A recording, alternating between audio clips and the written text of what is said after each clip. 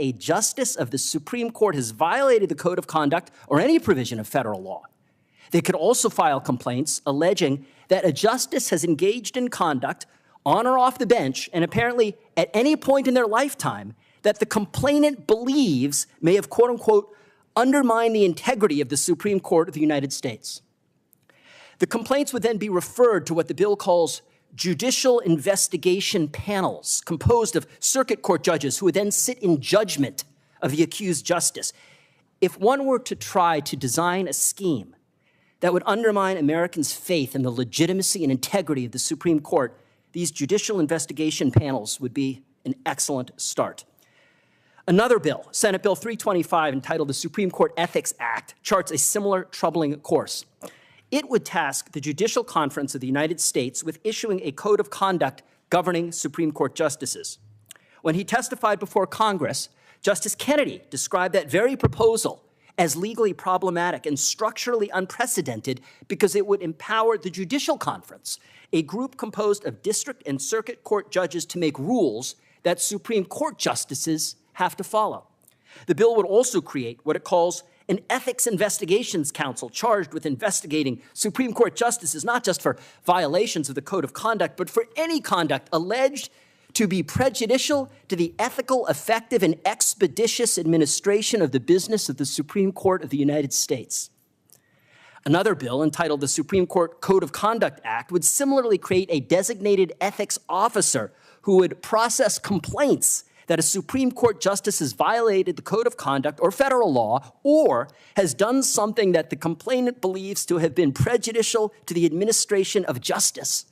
The designated officer would then be required to publish the complaints against justices on the Supreme Court's website. Just as with judicial investigation panels, these proposals for an Ethics Investigations Council or a designated ethics officer would damage and debase the institution by encouraging frivolous and politically motivated attacks on the court's integrity.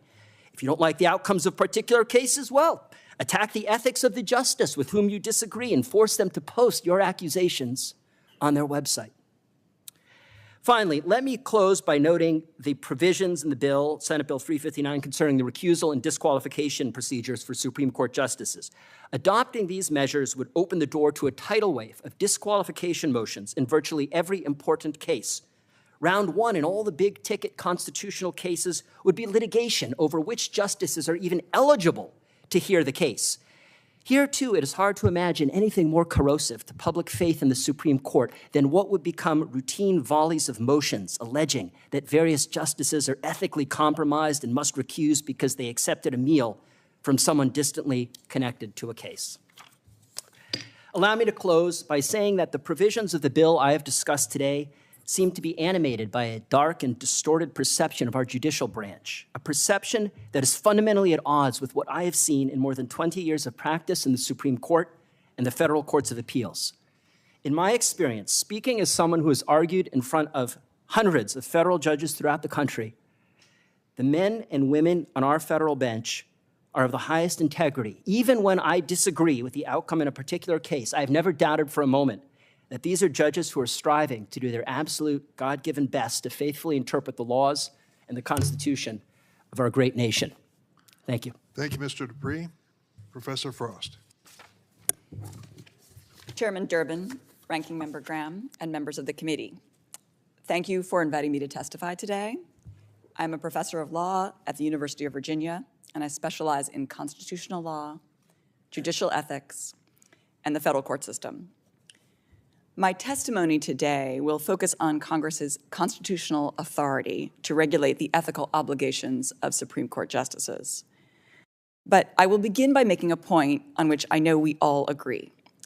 As a constitutional matter, the Supreme Court must retain decisional independence, meaning that the justices can never be penalized for their votes in the cases before them. But the court's decisional independence is not the subject of today's hearing. The subject of today's hearing is the justices' failure to comply with ethics legislation enacted by Congress, which explicitly applies to them, as well as Congress's constitutional authority and power to protect the integrity of the federal judiciary through such legislation. So whenever we have a constitutional question, we look to three sources typically: the text of the Constitution, its structure, and long-standing historical practice. And all three confirm that Congress has the constitutional authority to enact legislation regulating judicial ethics. The text of Article 3 of the Constitution requires the creation of the Supreme Court, but it is otherwise silent as to the structure and operation of that court. And in fact, that is importantly different from the way the Constitution treats this branch of government. Article 1, Section 5 gives this branch authority over its own rules and procedures. So the Constitution is silent as to how the Supreme Court shall be structured and delegated that task to this branch of government under the necessary and proper clause in Article 1. So back in 1789, that very first Congress quickly enacted legislation to bring the court into existence and to establish its operations. And it did so in the Judiciary Act of 1789, which has special constitutional significance because it reflects the original understanding of the framers and their contemporaries. So that act regulated every aspect of the court's operation. It set the size of the court at 6, a quorum for the court at 4. It provided the court with a budget and authorized it to hire personnel. It even assigned the justices to serve on lower courts and ride circuit around the country to do so. And finally, and most relevant today to our conversation, they required the justices to take an oath of office, and it's almost identical to the oath that the 9 today have taken, which is that they must treat rich and poor alike, and they must adjudicate cases faithfully and impartially. And just a few years after that act went into effect, in 1792, Congress established the first recusal statute, which for 75 years has also applied to the justices. In other words, as this history lesson teaches, for over 230 years, and for as long as the Supreme Court has existed, Congress has regulated vital aspects of its operation, including its ethical obligations. That remains true today when this Congress controls the size of the court, the quorum, when and where it meets, et cetera. But most important to today's conversation, this Congress has enacted laws that regulate the Supreme Court's ethical obligations: the recusal statute, the Ethics in Government Act of 1978, and the Ethics Reform Act of 1989. All of these laws were enacted by members of Congress who also take an oath to uphold the Constitution. For hundreds of years, dozens of Congresses have thought such legislation is constitutionally proper. To claim that Congress lacks that authority is to ignore the Constitution's text and structure, as well as this longstanding practice. Nonetheless, the view of some seems to be that the Supreme Court justices should be accountable to no one. They cite as support for this remarkable proposition this vague principle of separation of powers. So the Constitution was carefully designed to ensure that no branch of government is entirely separate and independent from each other. That is the equally familiar constitutional principle of checks and balances. In fact, in the Federalist Papers, James Madison, in the same Federalist paper cited by Mr. Dupree, goes on to say that each branch of government must have partial control over the others. And that is because, quote, ambition must be made to counteract ambition, end quote. Some justices today are repeatedly violating the ethics laws that Congress applied directly to them. This misconduct requires congressional action to protect the court from itself. For all the reasons I have given, Congress has the constitutional authority to enact such legislation. I look forward to your questions. Thank you, Professor Frost. Each member will have 5 minutes to ask, and I'd like to start with you, Professor Frost. It's been stated, I'll say as a preface, that the reason for this hearing is that so many of us are unhappy with the decisions of the Supreme Court.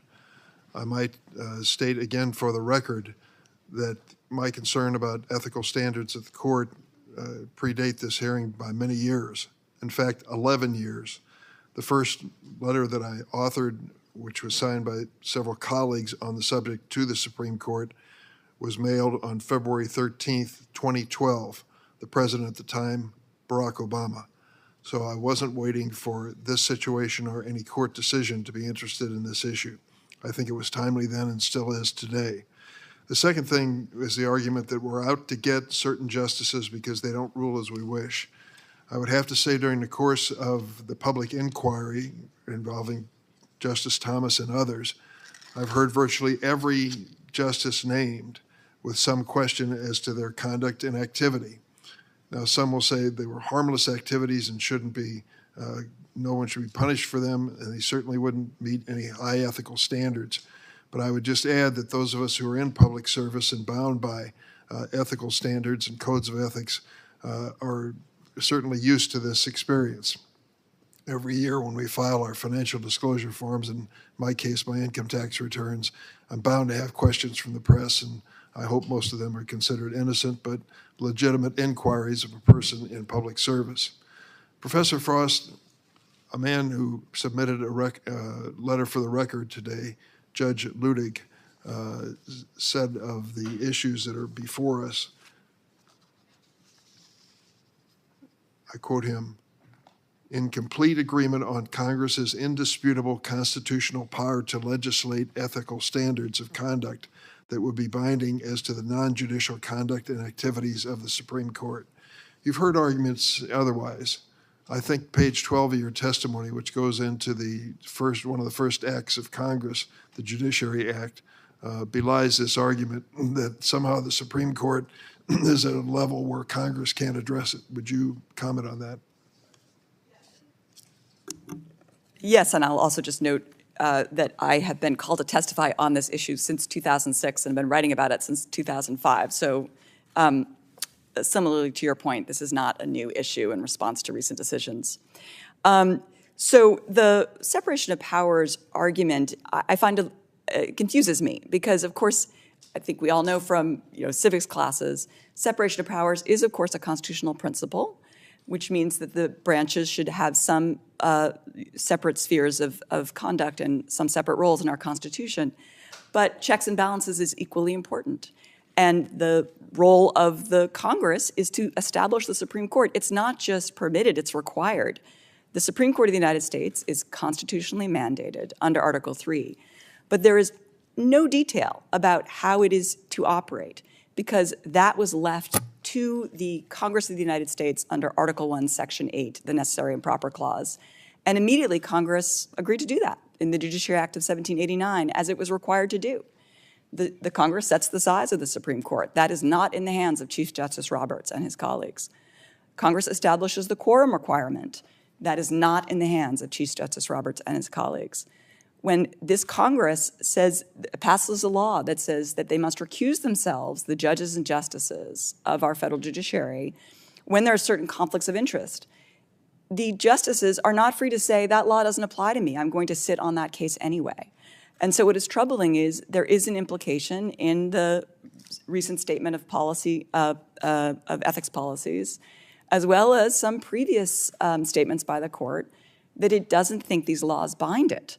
And I find that very confusing in light of the text structure and long history of congressional administration of the courts. Thank you. Judge McCasey, I'd like for you to address one issue. It appears to me that in the early days of our republic, an oath had a different meaning than it does today in this respect.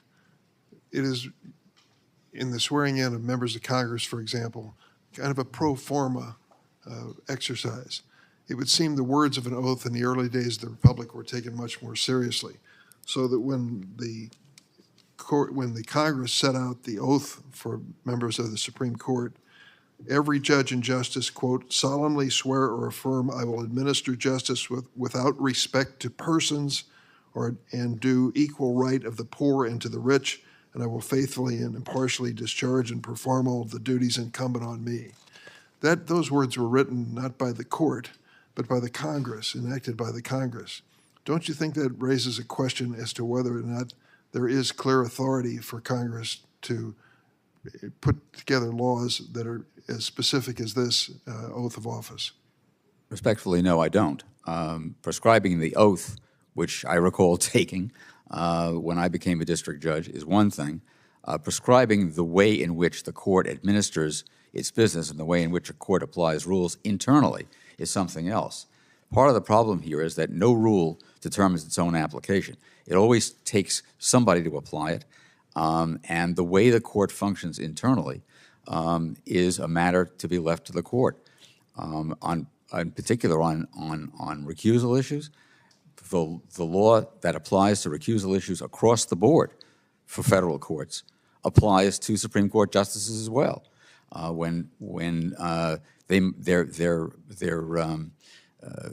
impartiality might reasonably be called into question, they're obligated to recuse themselves. That applies to district judges, it applies to circuit judges, it applies to Supreme Court justices. That is a law of general application throughout the judiciary. But when we're talking about internal administration in dealing with their practices and the way they administer their cases, I think that's an entirely different thing.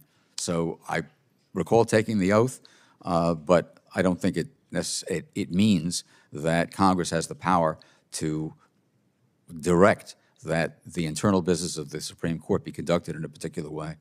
Thank you. Senator Graham. Thank you, Mr. Chairman. Are all the witnesses aware of the fact that when Justice Roberts declined the invitation of Chairman Durbin, that his letter was signed by the entire court? Are all of you aware of that? Mr. Fogel, do you think that was a wise decision? Thank you, Senator. I think I said in my statement that I respect it. I think it was sincere. I think the problem, and I think it's significant, and I will grant that it was signed by all 9 of the justices. That's my point. Yeah, but I just want people to understand that the court as a whole has a problem with this, whether they're right or wrong. I don't, that's. I guess. I'm sorry, Senator. I just wanted to say one other thing, if it's all right. Sure. I think it's significant that they all signed it. I think it doesn't suggest that that's all that all of them would do. It's a point about which they all reached consensus. I sort of, like you and Mr. Payne mentioned something sort of struck a nerve with me. I'm not into micromanaging the court, Judge McCasey, but when you look at what other branches do versus the court, Mr. Payne, you say it's pretty obvious they have a sort of a lower threshold, right? That's correct. Okay. So what I would urge the court to do is take this moment to instill more public confidence. I'm not going to vote for any of these bills, but I think we'd all be better off if they did that. And here's what I want to kind of explain to people. In 1998, Justice Ginsburg donated a signed copy of her decision in VMI case where you had to admit women to a state school. And it was auctioned off at a fundraiser supporting the National Organization of Women's Legal Defense Fund. Now, I didn't know that until this moment. Do you all agree that if Judge Alito signed the Dobbs decision and gave it to the Susan B. Anthony pro-life organization to raise money, all hell would break loose in this country? Do you agree with that, Ms. Forrest? So would I agree that if there was a sale of a If opinion as Judge a fundraiser? Alito signed the Dobbs decision, autographs it, gave it to the SBA group to raise money, it'd be all hell would break loose. Oh, yes, and I certainly would agree that would be a problem. And in fact, I think that's one of the reasons that Congress needs to play an active role today. Why didn't all hell break loose in 1998? I'm not sure what the reaction was. Well, when Justice Ginsburg Yeah. signed a copy of the VMI decision for the National Organization of Women's Legal Defense Fund. Well, I think we all know the answer to that. Justice Ginsburg, one of the greatest people to serve on the court, received an award from the National Democratic Women's Club. Can you imagine what would happen if Justice Roberts received the award from a Republican women's club? I think we may read more about it. Justice Ginsburg was given a $1 million award by the Berggruen Institute, and it's this annual philosophy and culture award for major achievements in advancing ideas that shape the world. Now, she didn't get the money personally, but they gave her $1 million to give to other people. Does anybody have a problem with that? Does everybody have a problem with that? Well, I'm going to assume silence means yes. The point we're trying to make here, I think, is that this effort to come after Justice Thomas is, I think, organized by the left. I think this moment where we could find common ground is being hijacked. I take Senator Durbin at his word. He's been concerned about this for a very, very long time. But the point is, the game has been played differently, and now we're in a moment where this court is under siege in multiple ways. And that is the problem I think most of us have. What are the lines to be drawn, and who's the referee? Does anybody know anything about the organization Demand Justice?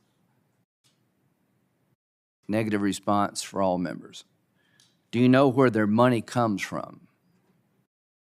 Negative response by all members. Are you aware that they spent over $1 million in ads pressuring Justice Breyer to resign?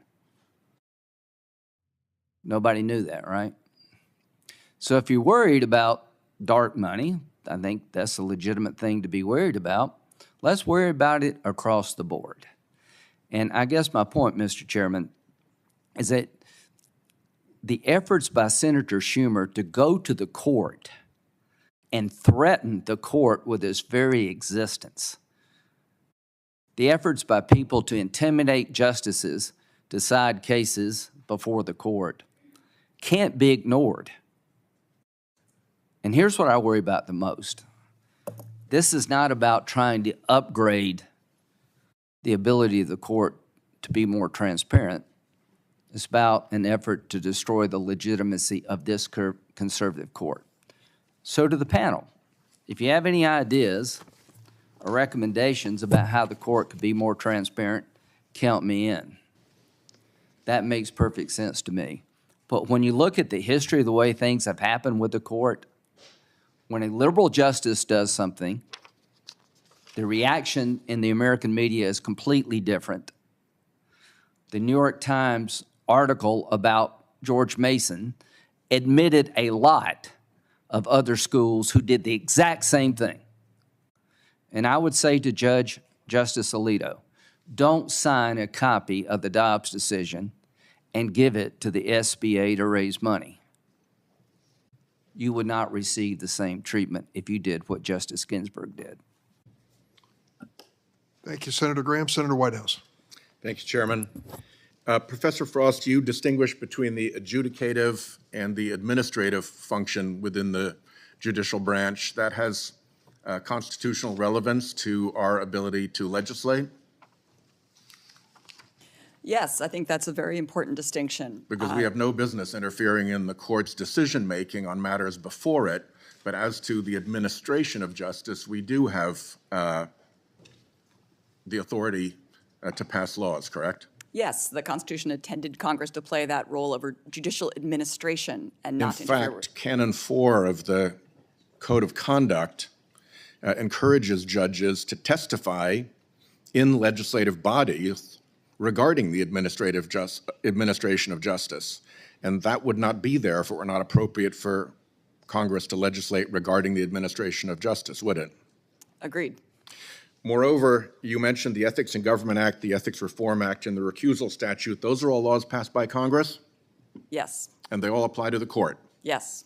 Indeed, in some cases, using the word justices specifically, which is the term that applies to Supreme Court justices only, correct? Yes. And has the application of those statutes to the Supreme Court ever been challenged by the court itself in the years in which they've been in place, to your knowledge? Not to my knowledge. Judge Fogel, you were at the Judicial Conference for many years. You've had to have the role that the Judicial Conference was given by statute, by Congress, to administer these laws. In the context of administering these laws, particularly under the supervision of the Chief Justice, were you ever told that these laws were unconstitutional or that the Judicial Conference or the Financial Disclosure Committee should not enforce them?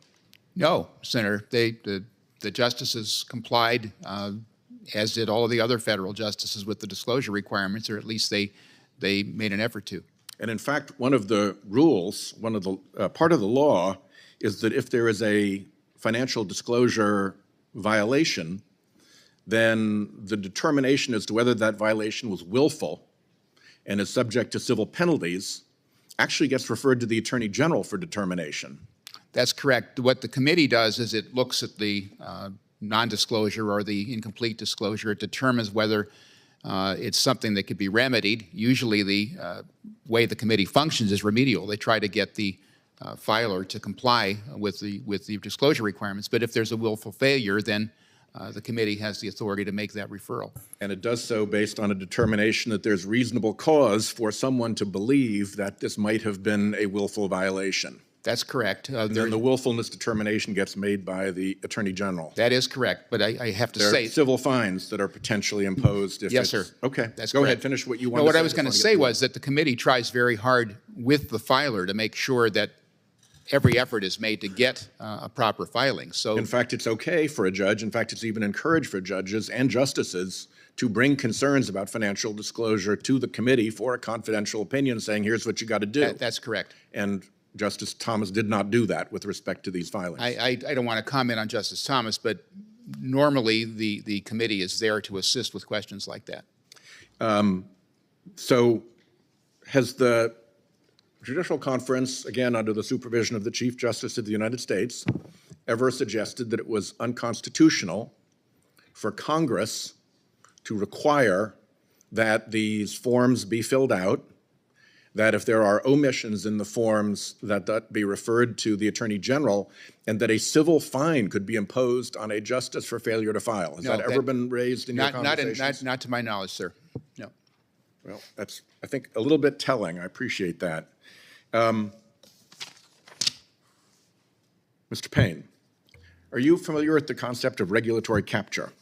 Yes. Sometimes called agency capture. Yes. Fairly considerable literature about it in administrative law and economics. Yes.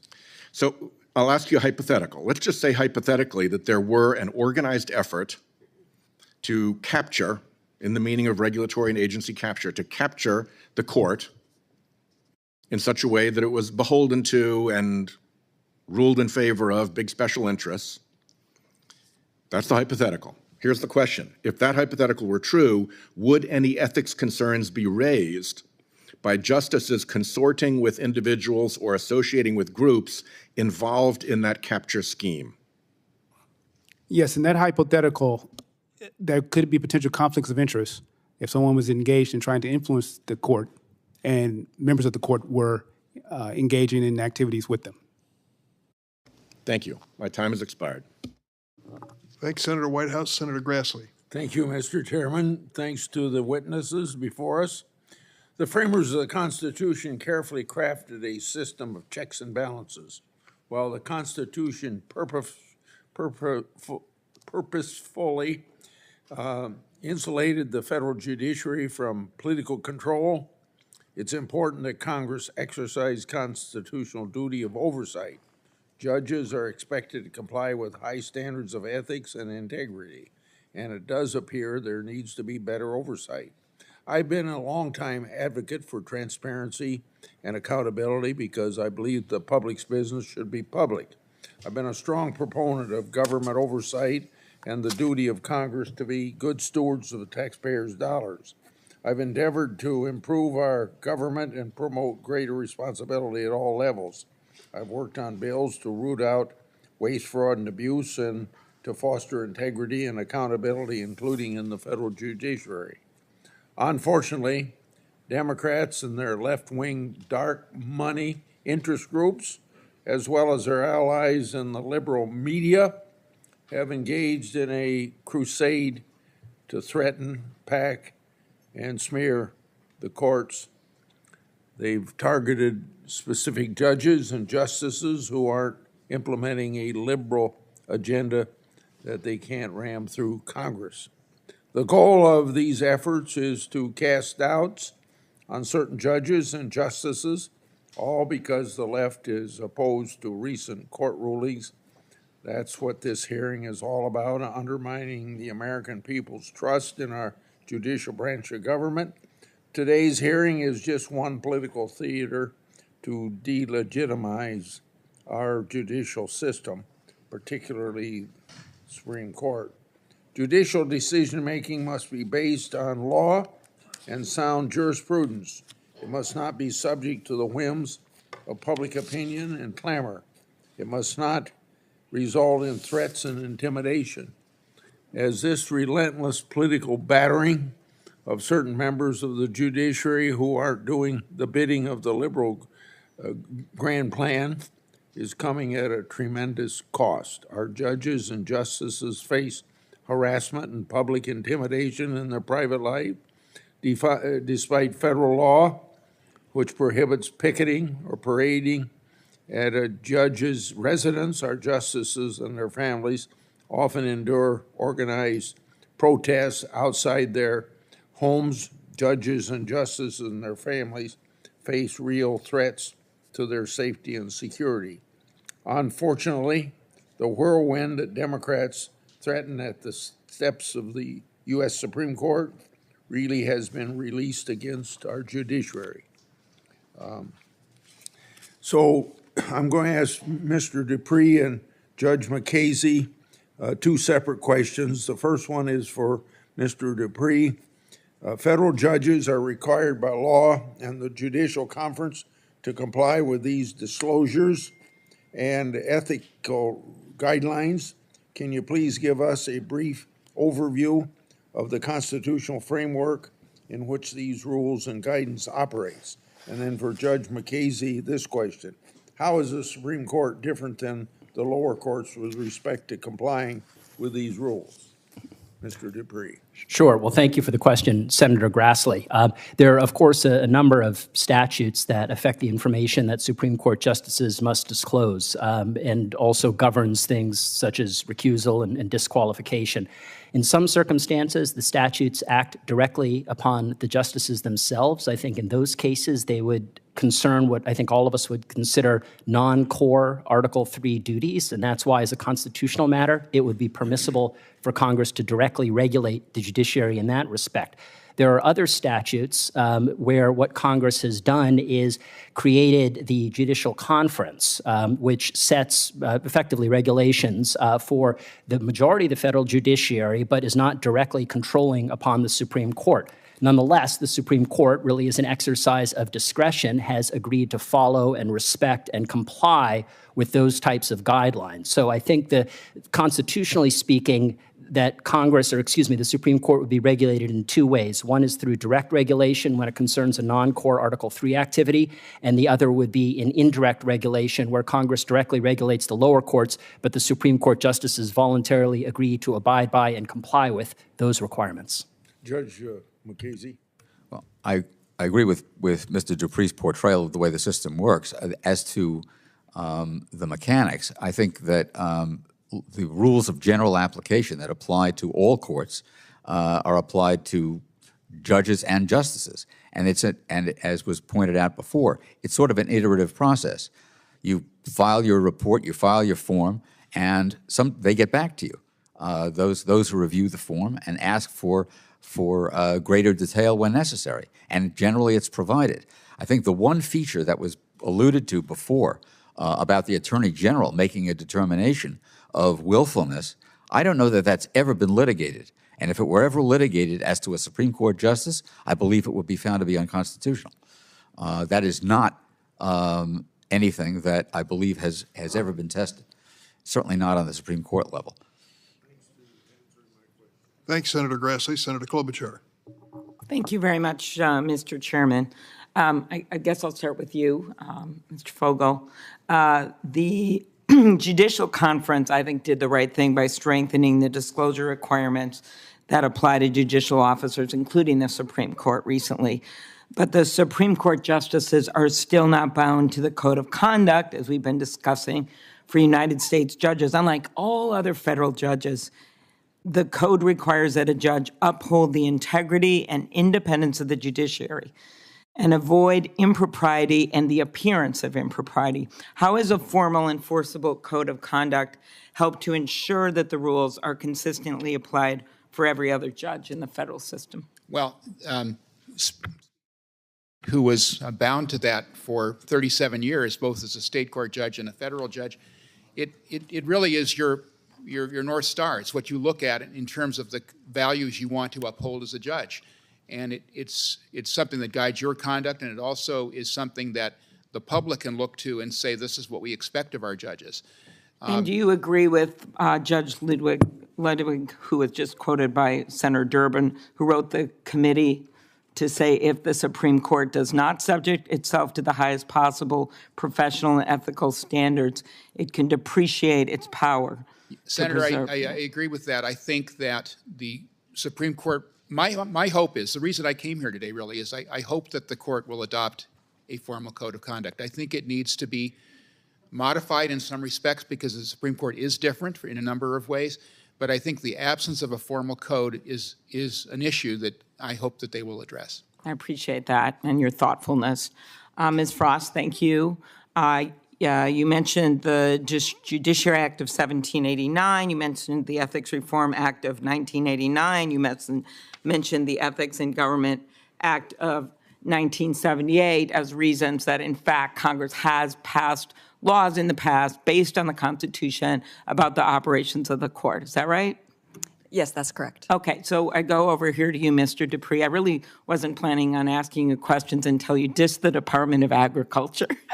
Because you said the court is not just like the Department of Agriculture. And I was looking up, it was set up by Abraham Lincoln in 1862, being a big ag state that we are, 100,000 employees, serves the people of this country. Yet that department, which basically has jurisdiction over what our farmers do for ranching and farming and counter-cyclical payments. I mean, they've got ethical laws in place. So I actually see the opposite when I think about the power of this court.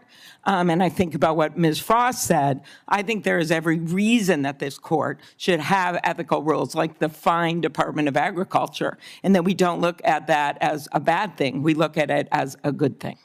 And certainly, to be clear on the record, Senator, no disrespect to the Department of Agriculture, which is a hallowed department and agency. You decided that was the department you were going to mention. And I think a lot of people in the middle of the country noticed it, but go ahead. Understood. Again, no disrespect. My point with regard to the Department of Agriculture was simply that the provision of the bill, and several bills have similar types of provisions where they basically order the Supreme Court to engage in essentially a rulemaking function. In other words, to promulgate for public notice and comment a code of conduct. Again, analogous to what this Congress would say with regard to either the Department of Agriculture, Department of Defense, Department of Homeland Security, you name it.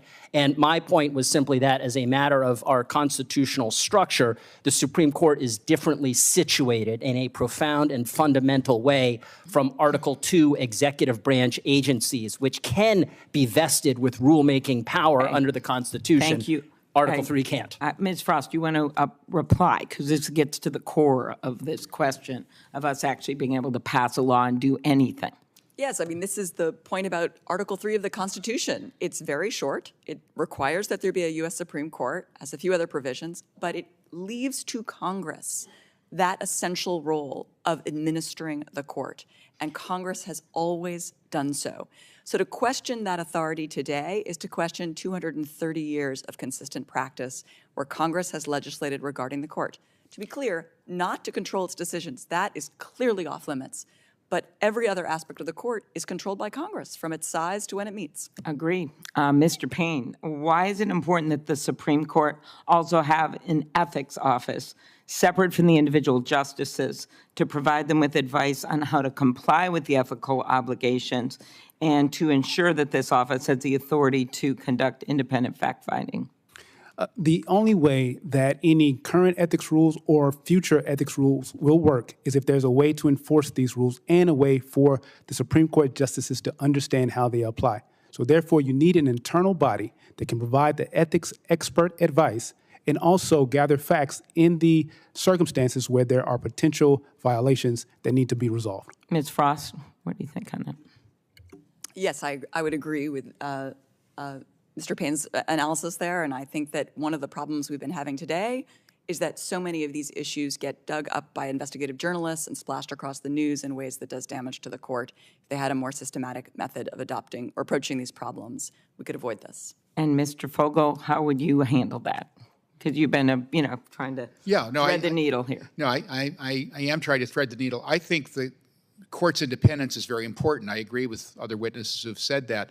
I think there are ways they could do better at getting independent and impartial advice about ethical questions. They don't really have, it's kind of a black box, as I said in my written testimony. They have a lot of sources and rules that they follow, but no one really knows what they are. And I think if they had a internal resource, I suggested, and I'm not alone in suggesting that they get a group of very experienced retired judges whose integrity is unquestioned. And I stress retired judges because then they're not subject to the problem that a circuit judge would have or a district judge would have, to just say, look, I have a question here, I'd like your advice. I mean, what do you think? Somebody who's independent, who doesn't have any skin in the game and can just say, yeah, I think this is okay, or I don't think that's okay. I think that's a modest step that the court could take. Okay, well, thank you. And Mr. Mukasey, I'm sure we can talk about this in the future as my colleagues await, but you and I have worked together well, including when you were Attorney General, so We have. thank you. Thank you very much. Senator Cornyn. I'd like to go to the video, please.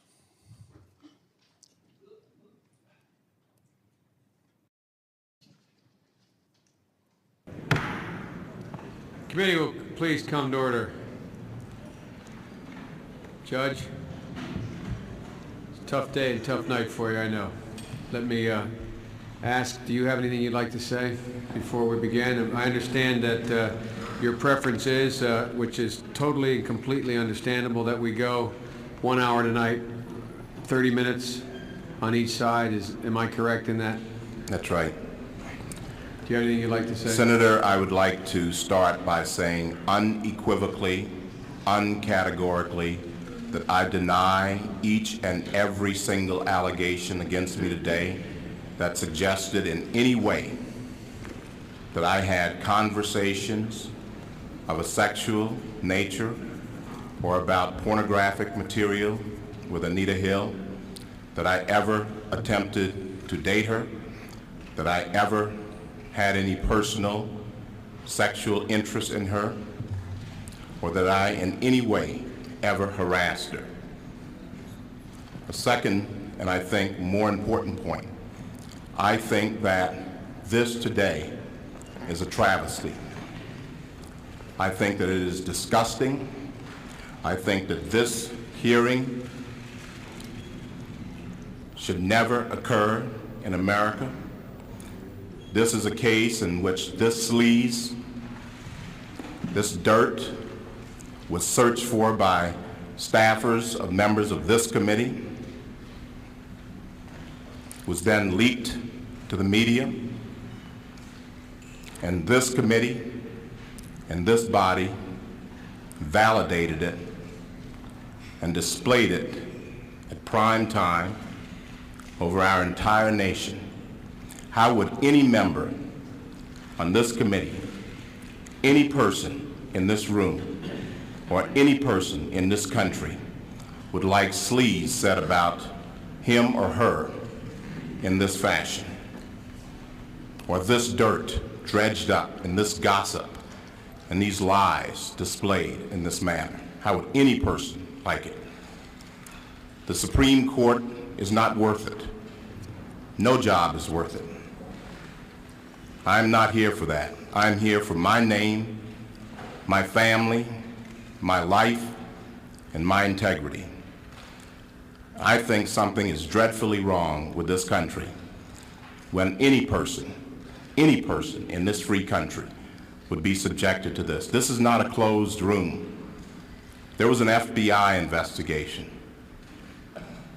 This is not an opportunity to talk about difficult matters privately or in a closed environment. This is a circus. It's a national disgrace. And from my standpoint, as a black American, as far as I'm concerned, it is a high-tech lynching. Senator That was 32 years ago. And I'm reminded as I get older that not everybody's had the same experience or memories that I have. That was one of the searing memories that I've had about Supreme Court confirmation hearings, and I think provides an important context for today's hearing.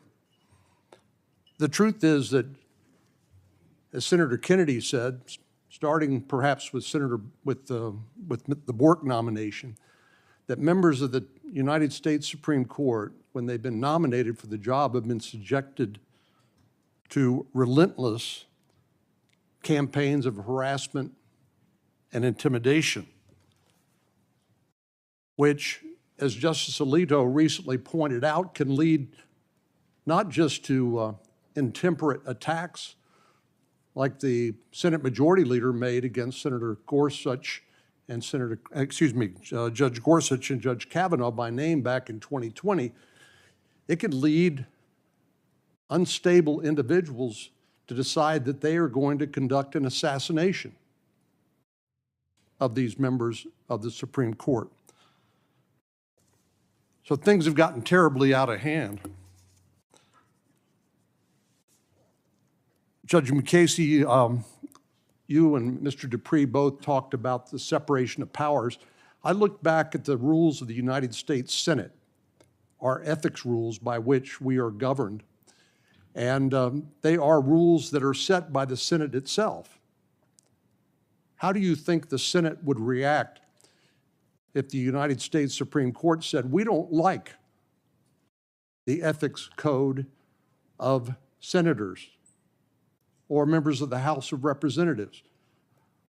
Would the same principle of separation of powers and co-equal branches of government apply in that circumstance? Yes, of course it would, Senator. This body sets the rules for its conduct, and the same way that the court sets the rules for its conduct, and the executive, in the person of the president and the vice president, set the rules for theirs. That's not to say that laws of general application don't apply. Of course they apply. But when you're talking about the particular rules relating to a particular branch of government, those are set by that branch of government. Mr. Dupree? I agree with Judge Mukasey, and I would add, Senator, in response to your question about the importance of the separation of powers, I think it's important to underscore that the separation of powers is not some sort of academic concept that was invented by law professors. This is a concept that is structurally baked into our Constitution, and the framers viewed as absolutely crucial to preserving not just the independence of each branch and ensuring that the judiciary could act independently, but also to preserve freedom and individual liberty. And so the things we're discussing today obviously have practical consequence in terms of granular information about data and disclosure and the like, but at the end of the day, what's really on the table is a concept that is absolutely fundamental to our constitutional structure and must be preserved. I think Justice Scalia pointed out, among others, Senator's time has expired minutes ago. Senator Lee. Thank you, Mr. Chairman, and thanks to each of you for being here. As we heard quoted moments ago, when Justice Thomas was in this room, in front of this committee, nearly 32 years ago, he had some observations about his confirmation proceedings. And he described those proceedings as, quote, high-tech lynching for uppity blacks who in any way deign to think for themselves, to do for themselves, to have different ideas. He then described the consequences for doing those things. Quote, you'll be lynched, destroyed, caricatured by a committee of the U.S. Senate rather than hung from a tree. Now, more than 3 decades later, that observation remains tragically relevant. Today's hearing and the radical left's continued attacks on Justice Thomas and his wife, Ginny, over the last 31 and a half years are part of a sustained, hateful attempt to discredit an honest man and a principled jurist. The left, you see, can't tolerate, it cannot accept the fact that one of our greatest American success stories, that of a humble citizen who rose from poverty in the segregated South to become not only one of the Supreme Court's longest serving justices, but also one of the most influential jurists our country has ever known, is the story of a black man who happens to be conservative. Now, those leading the charge against Justice Thomas would have us believe that he simply couldn't think for himself, that he can't think for himself, and so his wife and his white friends must tell him what to think. And the truth is, the left simply disagrees with his decisions and with the decisions of our current Supreme Court. And they obviously can't persuade the American people to adopt their radical policies through legislation, so they're attempting to destroy the court's credibility and intimidate the Republican-appointed justices and their families, starting with Justice Thomas. They're making clear that justices who disagree with them will pay a price. And it's a price that the radical left is determined to ensure is very high. This is all just a thuggish shakedown. Nice Supreme Court you've got there, America. Sure would be a shame if something happened to it. And don't just take my word for it. Remember what Senator Chuck Schumer did in 2020, went onto the steps of the Supreme Court, called out specific Supreme Court justices by name, referring to Justices Gorsuch and Kavanaugh by name, telling them, you've released the whirlwind and you will pay the price. You won't know what hit you if you move forward with these awful decisions.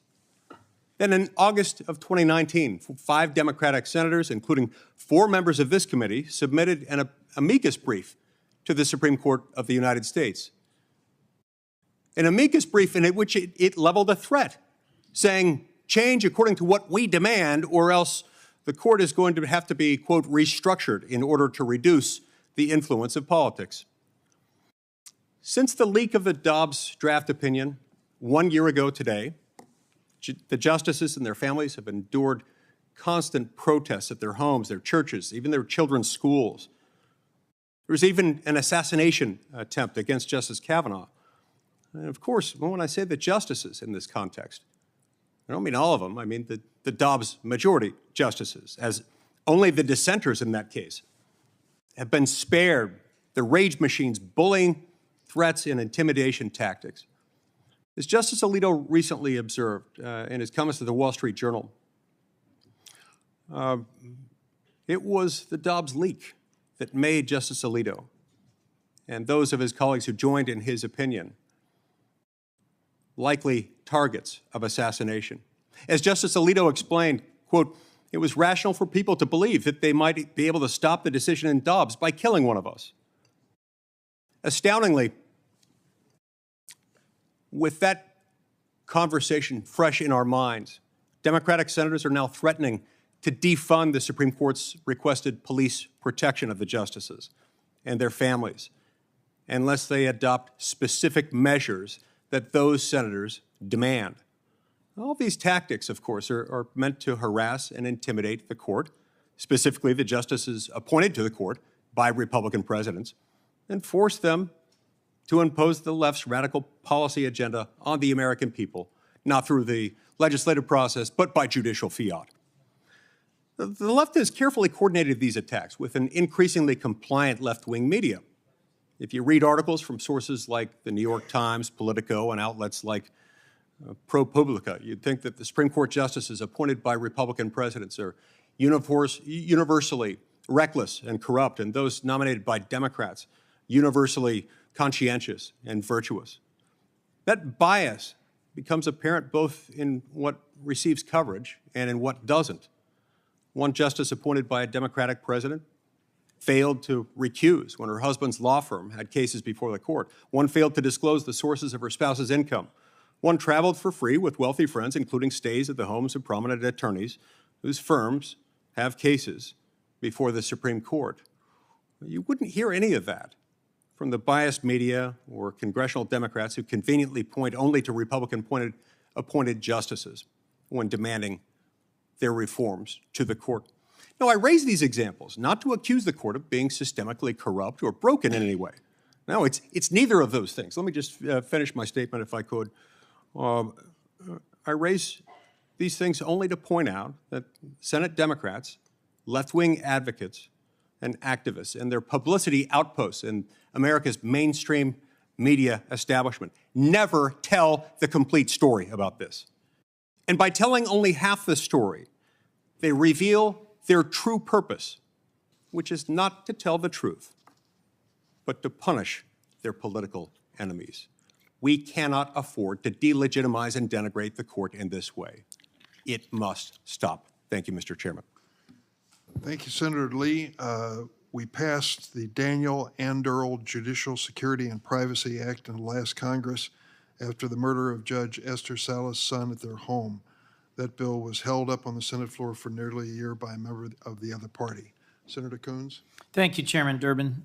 The American people need to have confidence that government officials in all three branches are serving the public interest, not their personal interests. And the Supreme Court, as I think this hearing has demonstrated, suffers today from a lack of transparency and accountability when it comes to ethics practices.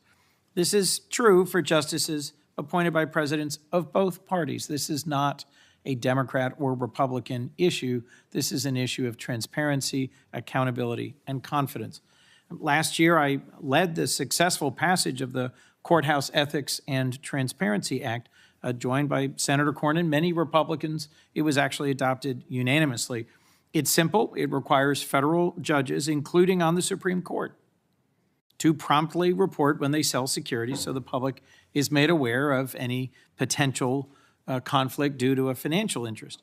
Members of Congress have had to comply with the same requirements, so we made sure that federal judges, all federal judges, should have to play by similar rules. Still, the Supreme Court is today subject to weaker ethical obligations than other branches of our government. I want to explore some of those differences briefly now. Mr. Payne, if I might, one obvious difference between Congress and the Supreme Court is the court has no formal mechanism to provide guidance, investigate allegations, or enforce ethical constraints on the justices. I'm the chair of the Senate Ethics Committee and have seen firsthand the value of similar structures. Why has the court failed to create a similar ethics body, and could it do so at any moment if it chose to? It is unclear why the court has decided not to establish such an internal body. It is just a basic principle with any rules to have an enforcement or compliance mechanism internally.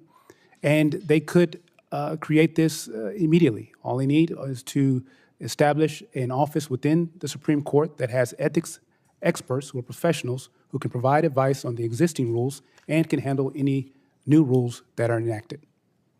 If one were seeking ethics guidance as a member of the executive branch, legislative branch, judicial branch, and you simply turn to your colleagues rather than a professional office that was responsible for providing uniform and impartial advice, would you be practicing at the highest level in terms of your compliance with ethics rules and regulations? No. No. If you rely on colleagues or anyone who is not providing guidance across the board, the advice will not be consistent and won't necessarily be correct.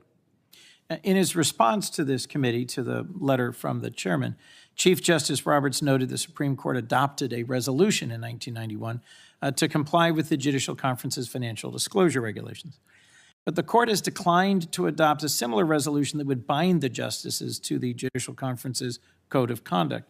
Why has the court agreed to comply with the conference's disclosure rules, but not its broader ethics rules? And could the justices easily bind themselves to the Code of Conduct if they so chose? It is unclear why the justices decided to only bind themselves with the regulations. However, I point out that the Ethics in Government Act applies to the justices, so they really don't have the option to opt out. But they could easily establish a code of conduct for themselves to have rules that are applicable to them and can be enforced. And is there any significant distinction among the other members of the Article III federal judiciary in terms of their report requirements, their disclosure, and their ability to have their conduct reviewed by an independent and impartial enforcement body? Is there any variation among the rest of the Article III judiciary?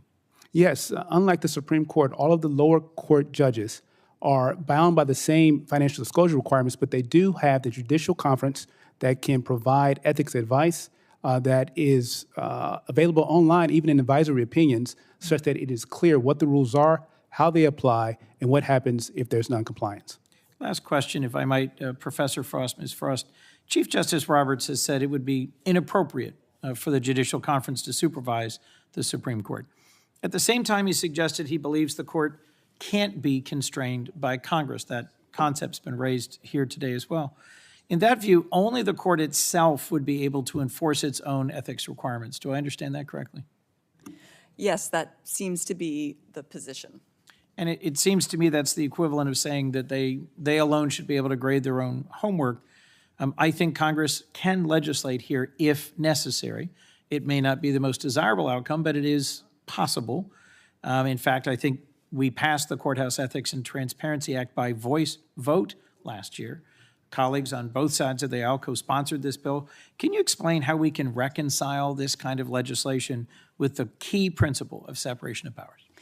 Yes, that's because we're not talking about interfering with the court's decisional independence. We're not talking about penalizing justices for their votes in any cases.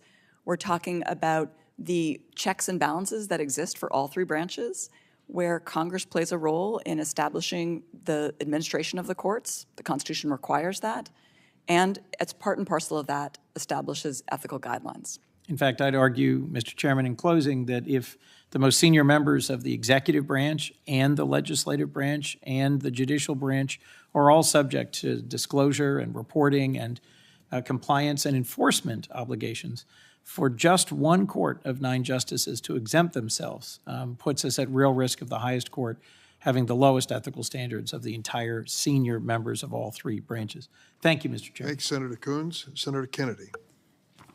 Thank you, Mr. Chairman, and thanks to all of our witnesses who have joined us today. Mr. Payne, let me start with you, sir. You're kind of in the middle here. You work for the Campaign Legal Center, is that right? That's correct.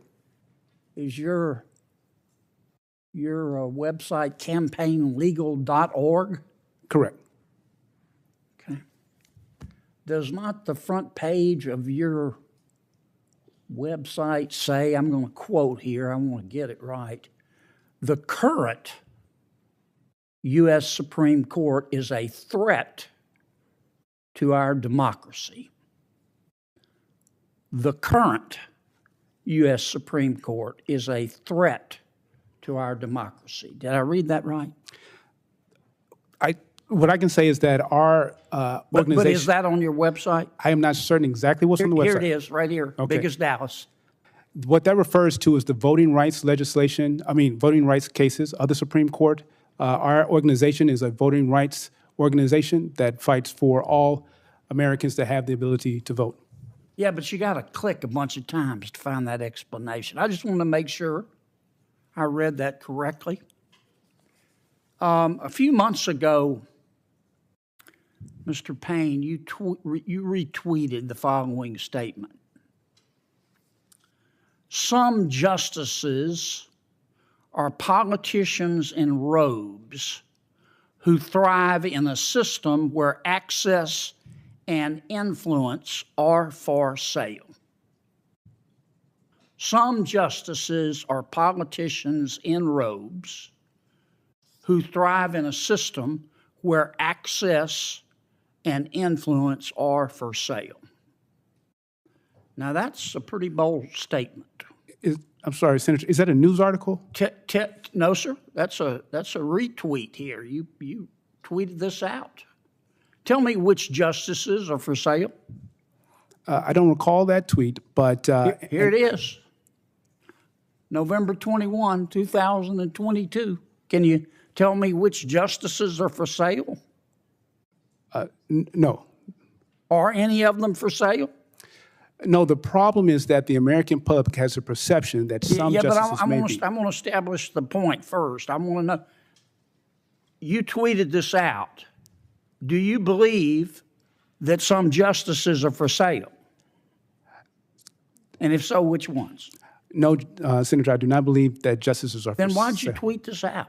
Can you provide more context of what that is? I'll get you a copy, but here it is. I checked it and triple checked it. You also said less than a month ago that John Roberts, you retweeted this out. John Roberts is a disgrace.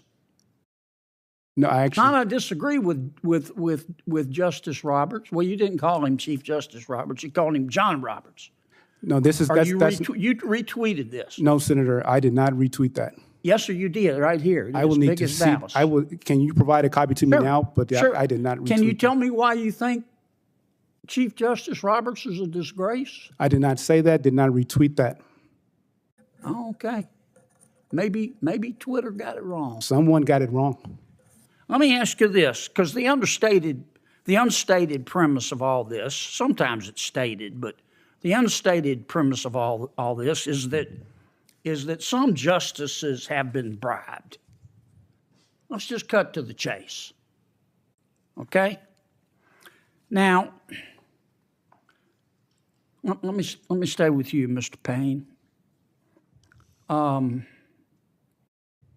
let me go to Mr. Fogel. I don't want to just pick on you, Mr. Payne. You can be looking up on Twitter where you said those things.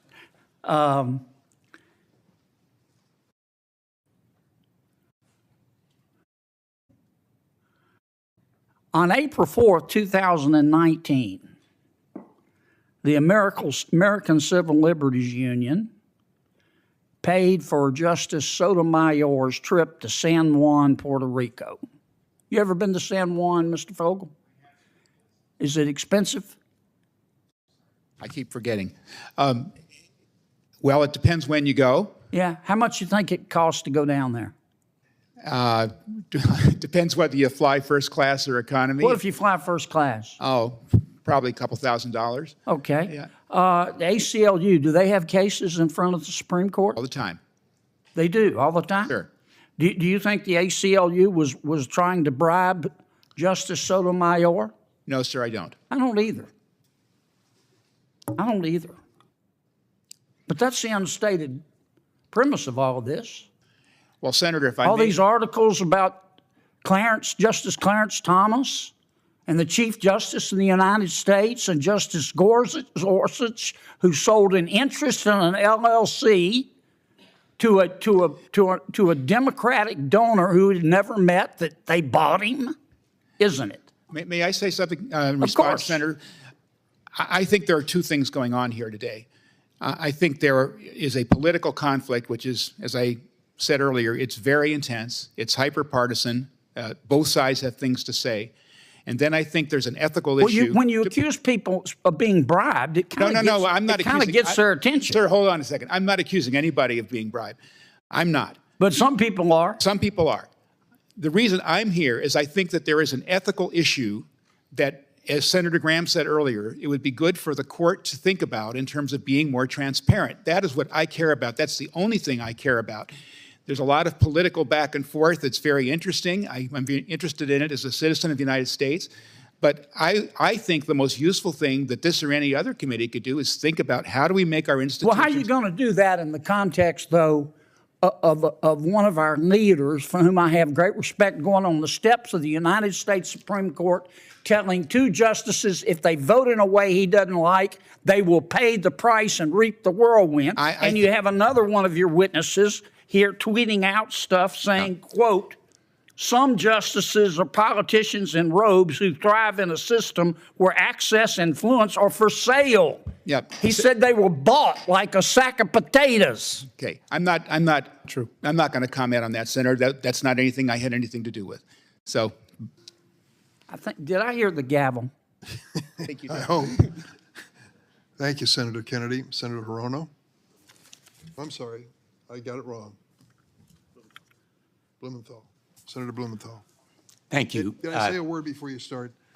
Members are coming and going. We have 2 roll call votes on the floor, so please understand it's not disrespectful. Senator Blumenthal. Thanks, Chairman Durbin, and thank you to the witnesses for being with us today.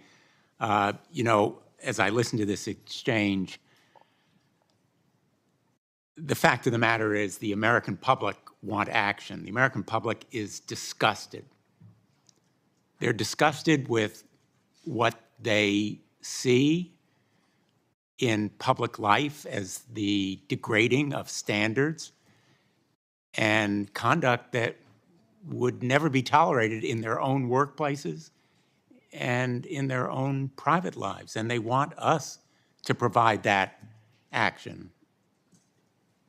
The Public confidence in the United States Supreme Court has plummeted. We can go back and forth as to what the cause is, but a lot of the American public are increasingly seeing the justices as politicians in robes, and now, after the revelations about Justice Thomas, as corrupt politicians in robes. They want an investigation. They want the truth. And the ones who are victims here are not only the American public, they're the judges themselves at the lower courts. Year in and year out, federal district court judges, appellate court judges are filling out those forms rigorously, accurately.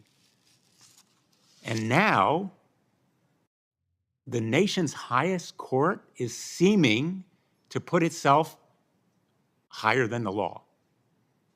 And that is unfair to the other judges who are playing by the rules. And in fact, it is tarring the entire judiciary, undermining that branch of government that has no armies, no police. All it has is its legitimacy. If you undermine that legitimacy, confidence, and trust the American people, there's nothing left of our judiciary. And the greatest democracy in the history of the world, protected by judges who are supposed to be independent and impartial, is going to suffer irreparably. That's why I think we need a proper investigation. It should be done by the Department of Justice, because there are allegations of criminal wrongdoing here, violations by Justice Thomas of the disclosure laws, incomplete, inaccurate reporting, as well as non-disclosure. And in the absence of an investigation by the Department of Justice, we have a role to play in Congress. But the judges have a role to play, too, in protecting themselves. And what Chief Justice Roberts has done in refusing to come before this committee is judicial malpractice. It is a disservice to the courts, to his colleagues who sit there every day, sometimes in danger physically, and always under the microscope of public scrutiny. So I think judges ought to be angry about this crisis of legitimacy that is enveloping the Supreme Court, because it affects our entire judiciary. And I want to ask Judge Fogel, in your experience, although you're a retired judge, my view is judges should be angry and fearful. Do you agree? Let me answer your question this way, Senator. First of all, I said earlier, and it's true, I have a lot of respect for Chief Justice Roberts. He certainly was a great guy to work with for the 7 years I worked with him. And I think his intentions are good. I think that the rank and file judges to whom you alluded earlier have often felt that they would like the court to be a little bit more robust in asserting itself in this area of ethics and transparency, that it has been not forthcoming in some ways that I think it could be. I'm not saying that there's anything wrong. I'm not here to be partisan. I'm not going to get into that debate. But I think that it would be good for public confidence. It would be very good for public confidence, and for the confidence of the judicial rank and file that you were talking about, if the court were more assertive in standing for ethical compliance. And I think this is on the court. I think the court can do it. I think they've got some really smart people. I think there are ways that they can do it that don't compromise their decisional independence or their institutional independence. And I think some judges are frustrated that that hasn't happened. I agree. I've talked to a number of judges who are more than frustrated. They are livid. And I believe their views reflect a growing feeling among the judiciary. All I can say is I urge those judges to stand up and speak out, because they can help protect the judiciary as an institution. Thank you, Mr. Chairman. Thank you, Senator Blumenthal. Senator Cruz. In 1991, Justice Clarence Thomas appeared before this committee in one of the most disgraceful performances by the Senate Judiciary Committee in our nation's history. Justice Thomas rightly described the treatment he got from then Chairman Joe Biden and Senate Democrats as a, quote, high-tech lynching. It is sad to see 30 years later this committee is again engaged in the same despicable tactics. Senate Democrats and their lapdogs in the media are engaged in a twofold political campaign. Number one, to delegitimize the Supreme Court of the United States because they are angry that there are a majority of constitutionalists on the court. But number two, very directly, this is a political campaign designed to smear Justice Clarence Thomas. And the reason is simple: the left despises Clarence Thomas. And they do not despise him because he's a conservative. The left despises Clarence Thomas because he is a conservative African American. Here's what Clarence Thomas said at that confirmation hearing. He said, if you are a free-thinking African American, quote, you will be lynched, destroyed, and caricatured by a committee of the U.S. Senate. Well, in 3 decades, that hasn't changed, and it's gotten worse. And to be clear, here's the left's view. I point to one article just 3 weeks ago. The Democrats need to destroy Clarence Thomas's reputation. They'll never successfully impeach him, but so what? Make him a metaphor for every insidious thing the far right has done to this country. That's what the left is trying to do. And I will tell you, if you look at the next poster board, the left has repeatedly attacked Clarence Thomas with a racism.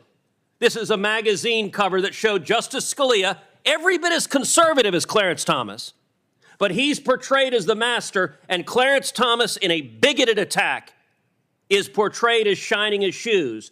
I'll show you another one to give you a sense of the racist vitriol from the left. Here's a racist caricature of Clarence Thomas, lawn jockey for the far right. This is the bigoted contempt the left has. I'll show you another magazine cover. Offensively, this is how the left views Clarence Thomas. Now, it's important for people at home to understand this is not about judicial ethics. You can take those down. This is not about judicial ethics. This is not about rules that should apply to judges across the board. We could have a reasonable discussion about that. This is about applying a double standard to Clarence Thomas and only Clarence Thomas. The attack that my Democrat colleagues breathlessly repeat is that Clarence Thomas stayed at the vacation home of a very close friend of his, a successful Texas businessman, flew on his plane, and went on his yacht. Well, if that's the standard, going and traveling and being paid for by others, then guess what? Just about every Supreme Court justice has done so, and done so in much greater numbers. Justice Thomas was appointed in 1991. In the time since then, he's taken 109 reported trips, 5 international trips. Justice Ruth Bader Ginsburg was appointed in 1993, 2 years later. In the time she was on the court, she took 157 trips, including 28 international trips. Mr. Payne, yes or no, do you think Ruth Bader Ginsburg was corrupt? No. Nor do I. Ruth Bader Ginsburg was not alone. Justice Stephen Breyer, appointed the year later in 1994, took 233 reported trips, including 63 international trips. Again, yes or no, Mr. Payne, do you think Stephen Breyer was corrupt? No. Nor do I. I would point out Justice Kagan has done the same thing, Justice Sotomayor has done the same thing, and yet none of my Democrat colleagues care, because this is a political attack directed at a justice they hate. And by the way, let's spend a moment focusing on Justice Stephen Breyer, a delightful human being, someone I know personally, someone who served decades on the court. Justice Stephen Breyer repeatedly traveled on the penny of a prominent Democratic billionaire, the Pritzker family. Now, J.B. Pritzker is the Democrat governor of the state of Illinois, from which our chairman hails. I would be shocked if the chairman of this committee has not had multiple meals with the Pritzker family. Justice Breyer was a longtime member of the board that awarded the Pritzker Architecture Prize. Now, what did that mean? That meant Justice Breyer traveled on the dime of these Democrat billionaires. In 2019, Justice Breyer traveled to New York City, to Vancouver, and Paris. In 2018, Justice Breyer traveled to Ireland and Spain. In 2016, he traveled to New York, Spain, and France. In 2013, he traveled to Norway, Sweden, Denmark. In 2012, he traveled to Beijing and to London. All of this paid for by the Pritzker Foundation. Now, none of my Democrat colleagues are mad about this, and let me be clear.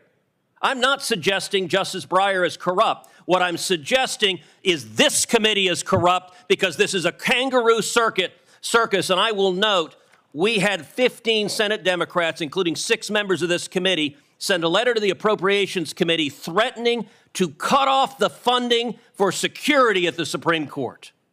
The left is willing to threaten the lives of the justices. Justice Samuel Alito this weekend in the Wall Street Journal said that the attacks directed at the justices are making them targets of assassination. This is disgraceful. Every senator who signed this letter should be embarrassed. Mr. Chairman, I ask unanimous consent that this letter be admitted into the record and also that the interview with Justice Alito from this weekend be entered into the record.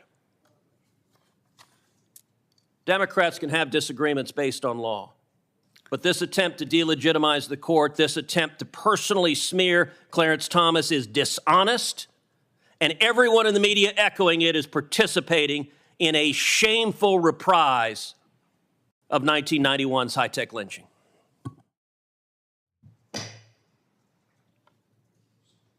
Senator Hirono. Thank you, Mr. Chairman.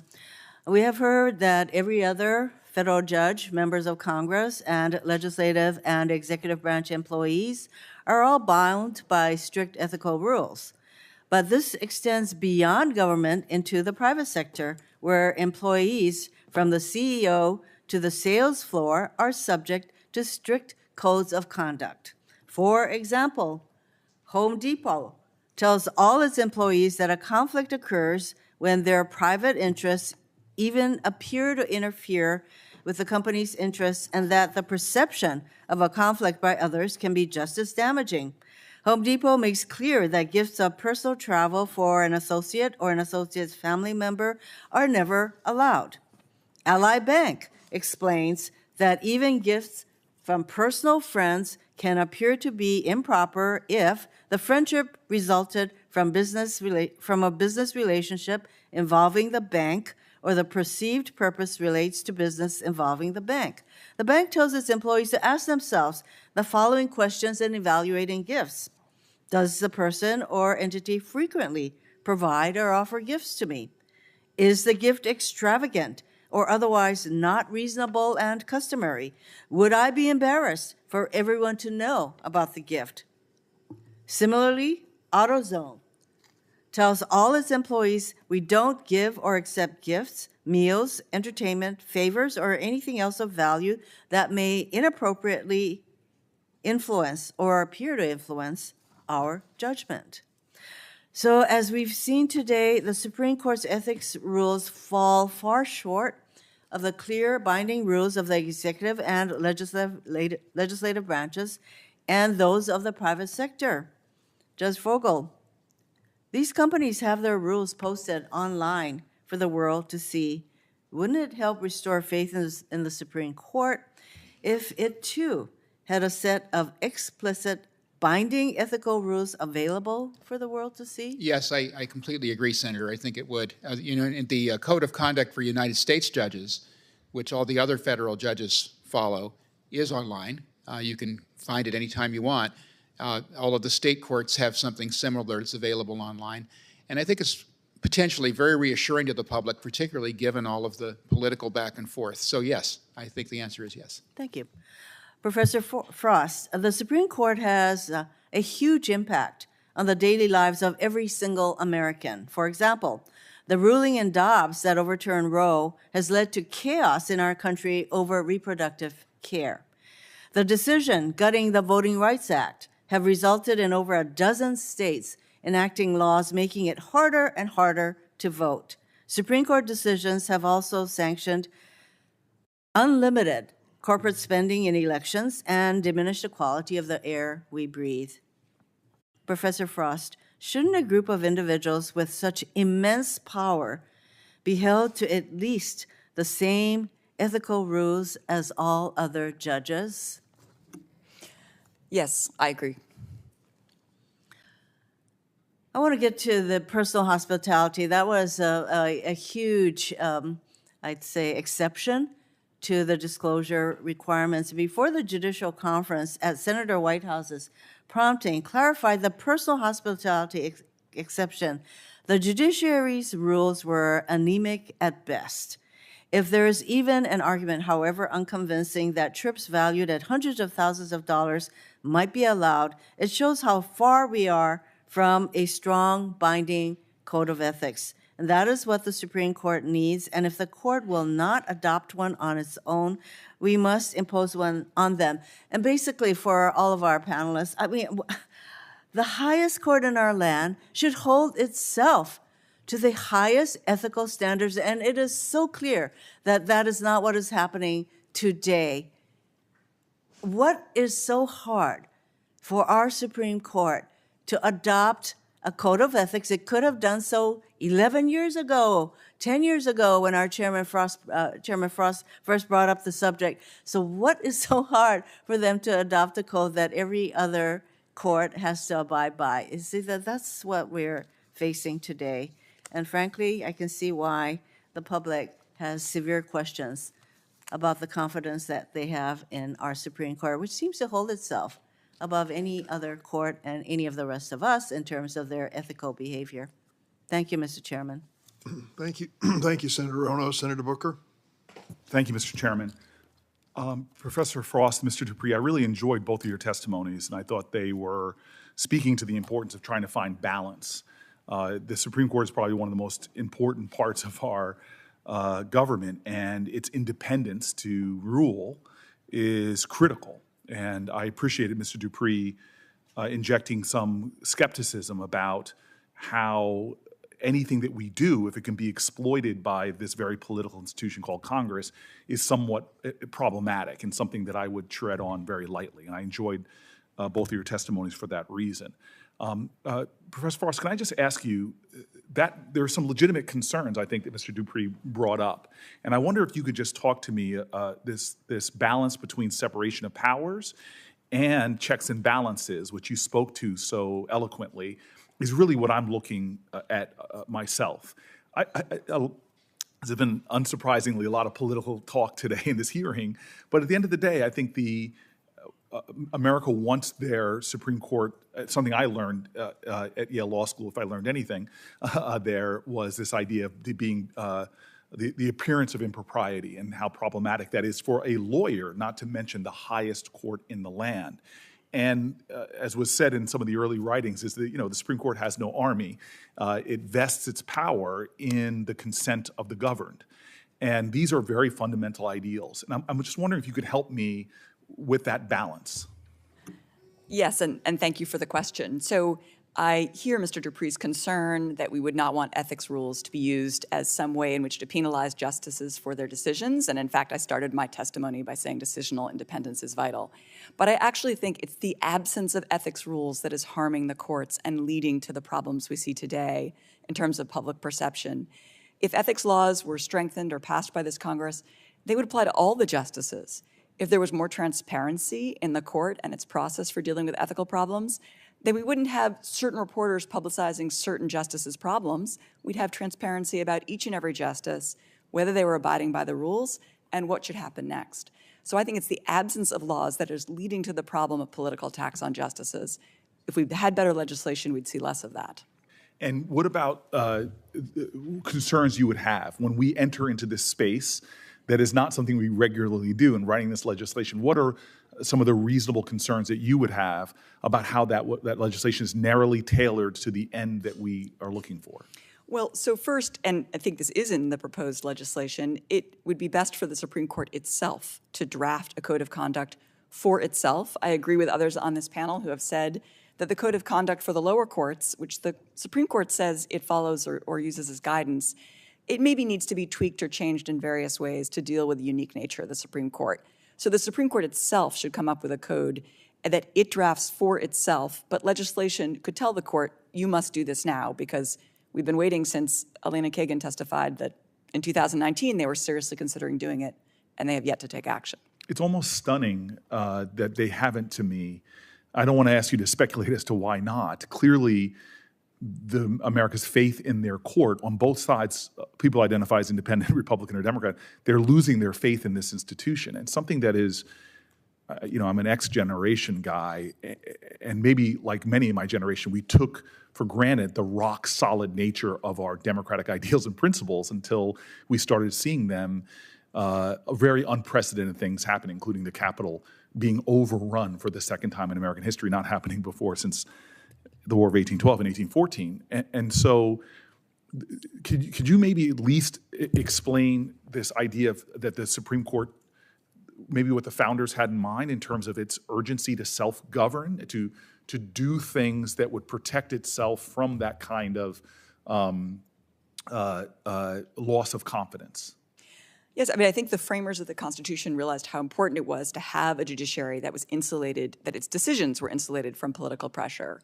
But equally, the framers realized that they would want Congress to play a role in the establishment of the courts, the lower courts, which are at the Congress's choice to create them, and the Supreme Court, which must exist but does not control most aspects of its administration, like its size, like the quorum requirements, like when it meets. Even significant aspects of its jurisdiction are controlled by Congress as the framers intended.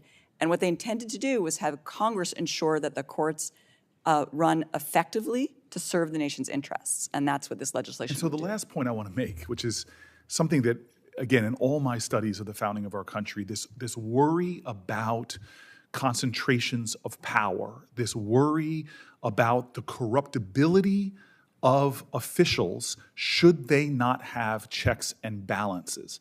We have seen that writ large in our society in the other branches of government, how corruption happens. Because you get elected to the Supreme Court, you are not beyond the corrupting influences of our society, which are often revolving around enormous influences of wealth. And so could you just give me one more point on if we are going to hand on a democracy stronger than we inherited, or at least as secure, is there some wisdom to glean from the understanding the founders had about the fallibility of the people that hold these sacred offices?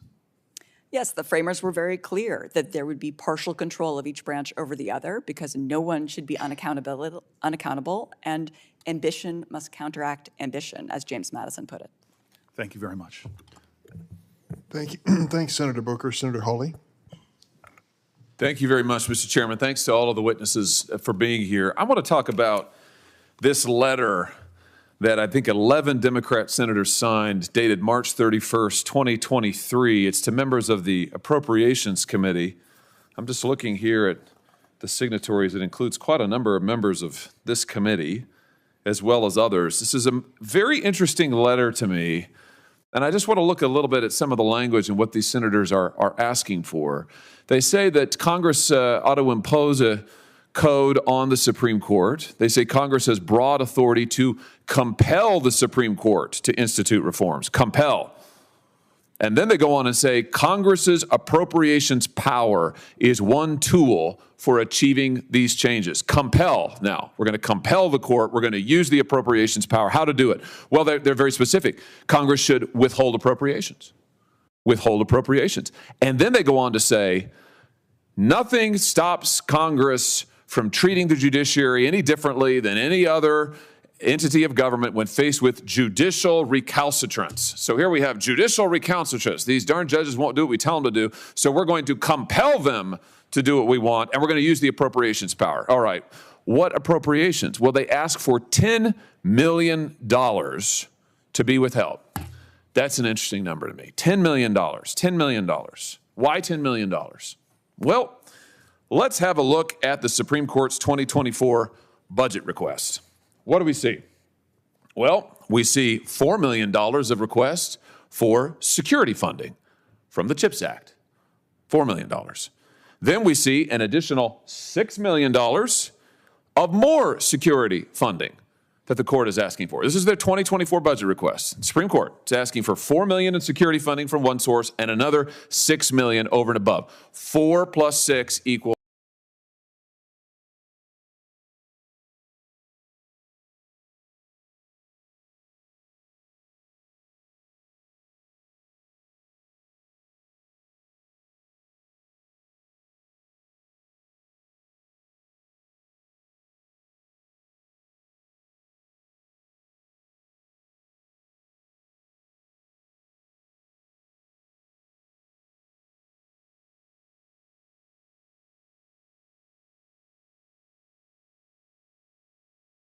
$10 million of security funding that the court is specifically asking for this year in their budget request. And that just happens to be magically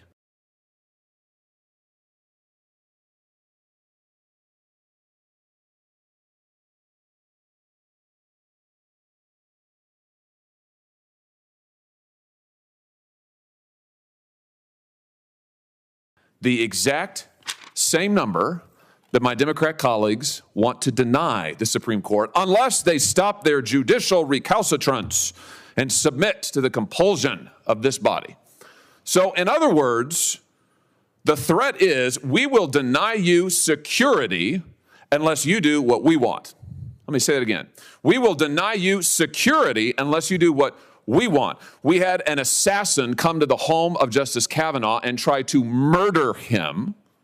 We have had credible threats on the lives of other justices.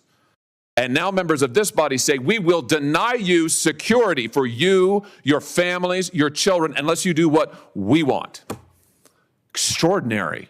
Extraordinary. Judge Mukasey, can I just ask you, longtime distinguished jurist, former Attorney General of this country, do you think it's appropriate to threaten the security of justices of the United States and their families in order to get them to comply with the wishes of this body? No. Have you heard of something like this being done before? I have not. I haven't either.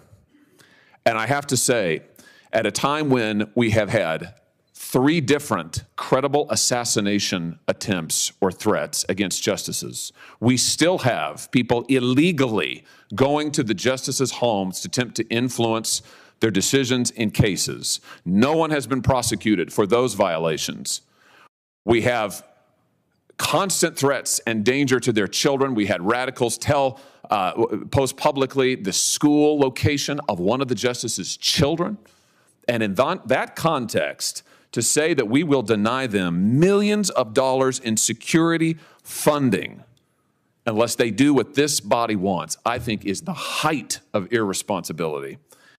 And frankly, I can't believe that I'm seeing it. I guess it's just of a piece with what we've seen from the majority leader, who said that, what was it? Schumer, he said Kavanaugh and Gorsuch, that you will reap the whirlwind. Well, I guess we're reaping the whirlwind now, that they're just on their own unless this judicial recalcitrance stops.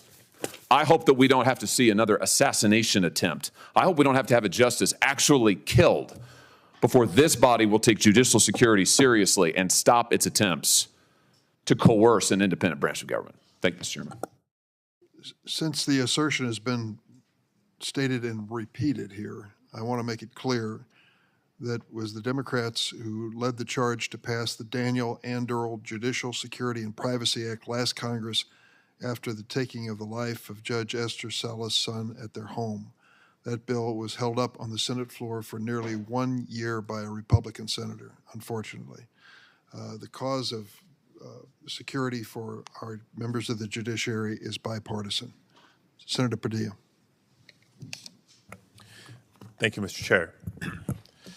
Continuing this important and timely dialogue, as the Supreme Court itself stated in Buckley v. Vallejo, quote, of almost equal concern as the danger of actual quid pro quo arrangements is the impact of the appearance of corruption, end quote. While this case dealt with financial contributions to elected government officials, the same logic applies to appointed judges. There's very serious concern of actual corruption in the absence of strictly enforced, rigorous ethical standards for our judges. But as the Buckley opinion made clear, there's also a serious concern that public trust in our highest court is damaged even by the appearance of impropriety, weakening the faith in our judicial institutions as a whole. Now, what's more, as a former federal judge and advisor to Vice President Mike Pence, speaking of Mike Ludwig here, he said in a statement to this committee, not some far left or whatever tagline some of my Republican colleagues would assign to Mr. Ludwig, he said, quote, This is emphatically not a partisan political issue and must not become one, end quote. And I agree. This is an issue of importance to all Americans. My first question is this, and I'll address it to Professor Frost. Can you explain the effect of when judges take actions that call into question their own ethical standards and how that impacts public faith in the courts? Yes, it does so in two ways. First, when the law is binding on the justice and the justice does not follow it, I think it both undermines the integrity of the court system and also raises the question of whether the justice is following the law in all the other cases, because of course the justice is responsible for administering the law. And second, you made the point about the appearance of impropriety. So I think it's very important for judges and justices to be aware that even if they are doing nothing personally wrong, they're not trying to be bribed, if they create the appearance of that to others, that is a problem for the legitimacy of the judiciary. So even the appearance of impropriety can be just as damaging as actual impropriety when it comes to the public trust in our court system. Yes, and in fact, the code of conduct that applies only to the lower courts, and which the Supreme Court does not have to follow, specifically states that the appearance of impropriety is as much of a problem as actual impropriety. So speaking of, according to federal statute, all judges are required to recuse themselves when they either have a financial interest in the outcome of a case or where there's otherwise a strong possibility that their decision could be biased.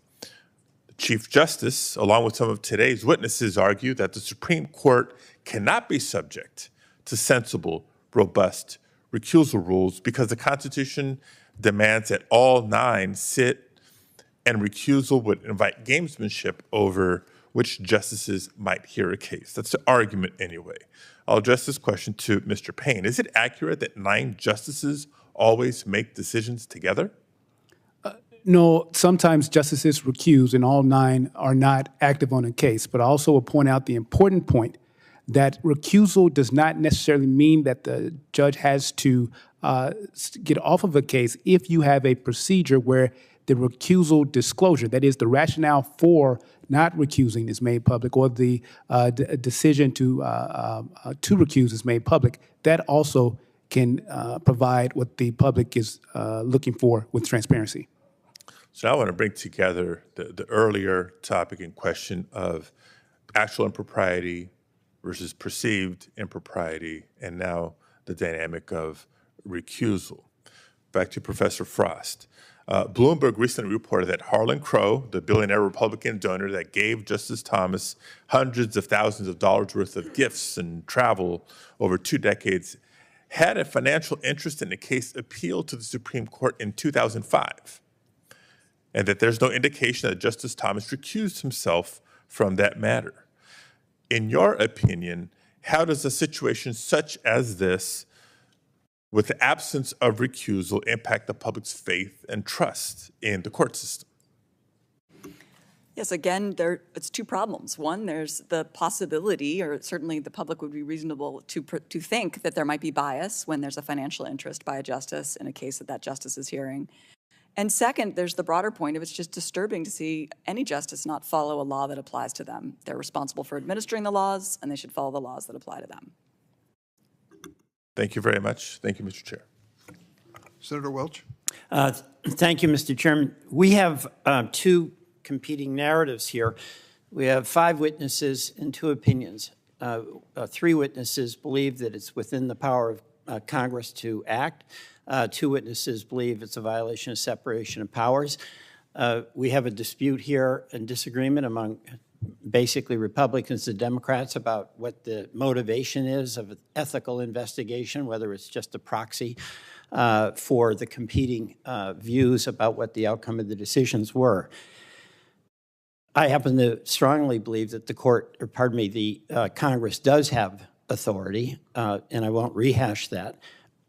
But I would ask this: wouldn't it simply be wise for the Chief Justice, who is the steward of the public reputation of the court, on his own volition, to adopt a strong code of conduct that the court would adhere to?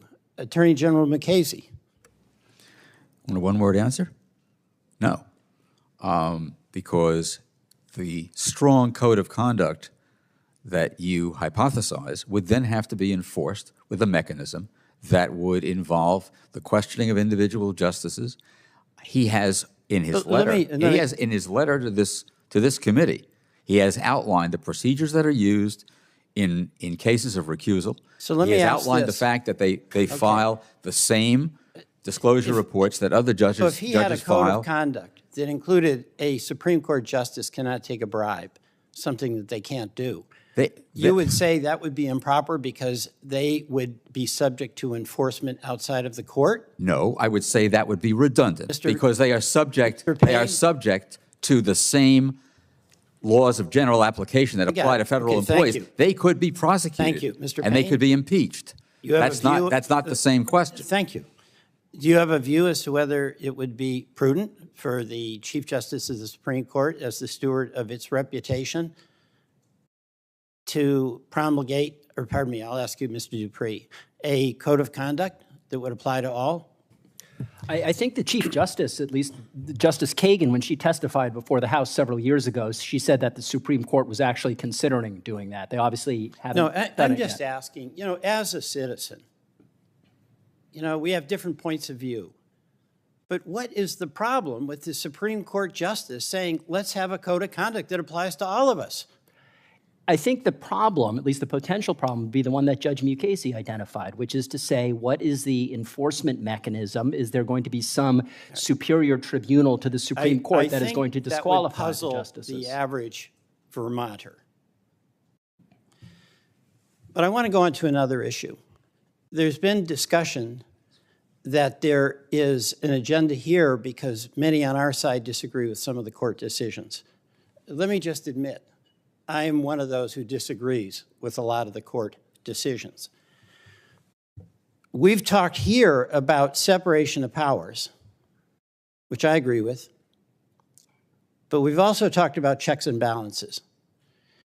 And my view is that the erosion of support for the court has less to do with the ethical issues and more to do with a public sense that it has completely disregarded the rights of the majority through their elected representatives to pass laws to protect the public interest. Now, I'll ask you again, Attorney General, the Supreme Court has done this before, in my view. The Dred Scott decision, they said African Americans couldn't be citizens. They said Congress could not legislate against slavery in the territories. And historically, do you agree with that decision? With Dred Scott? Yes. Hell no. Good. But that was the court interfering with the authority of Congress to legislate on what was a majority point of view to start pushing back on slavery. That was the court making a disastrous That's correct. error. And in the Bruin decision, which was where the New York legislature was attempting to protect its own citizens from the violence of rampant gun violence, the Supreme Court said they didn't have authority to do that. And that is completely divorced from what the majority of American citizens want about gun safety. What say you about that? What I say about that is that the Bruin decision stands on its own rationale, and it does not have to do with denying anybody's rights or denying anybody's protections. It denied the legislature the right to protect the citizens who elected them. What about the Lochner decision? No, let me ask about the Lochner decision. Which has been overruled. At the beginning of the progressive era. Yeah, it was overruled, thank goodness. By the Supreme Court. But at the beginning of at the beginning of the progressive era, the court, according to Holmes, who I happen to think was a pretty good justice, and he was a dissenter, said that what was the rationale of the court's decision prohibiting the New York legislature from protecting the workers from working 60 hours a week, that was based on the court's adherence to not a legal principle, but to an economic doctrine of laissez-faire. Do you agree with that decision? With the dissent or with Lochner?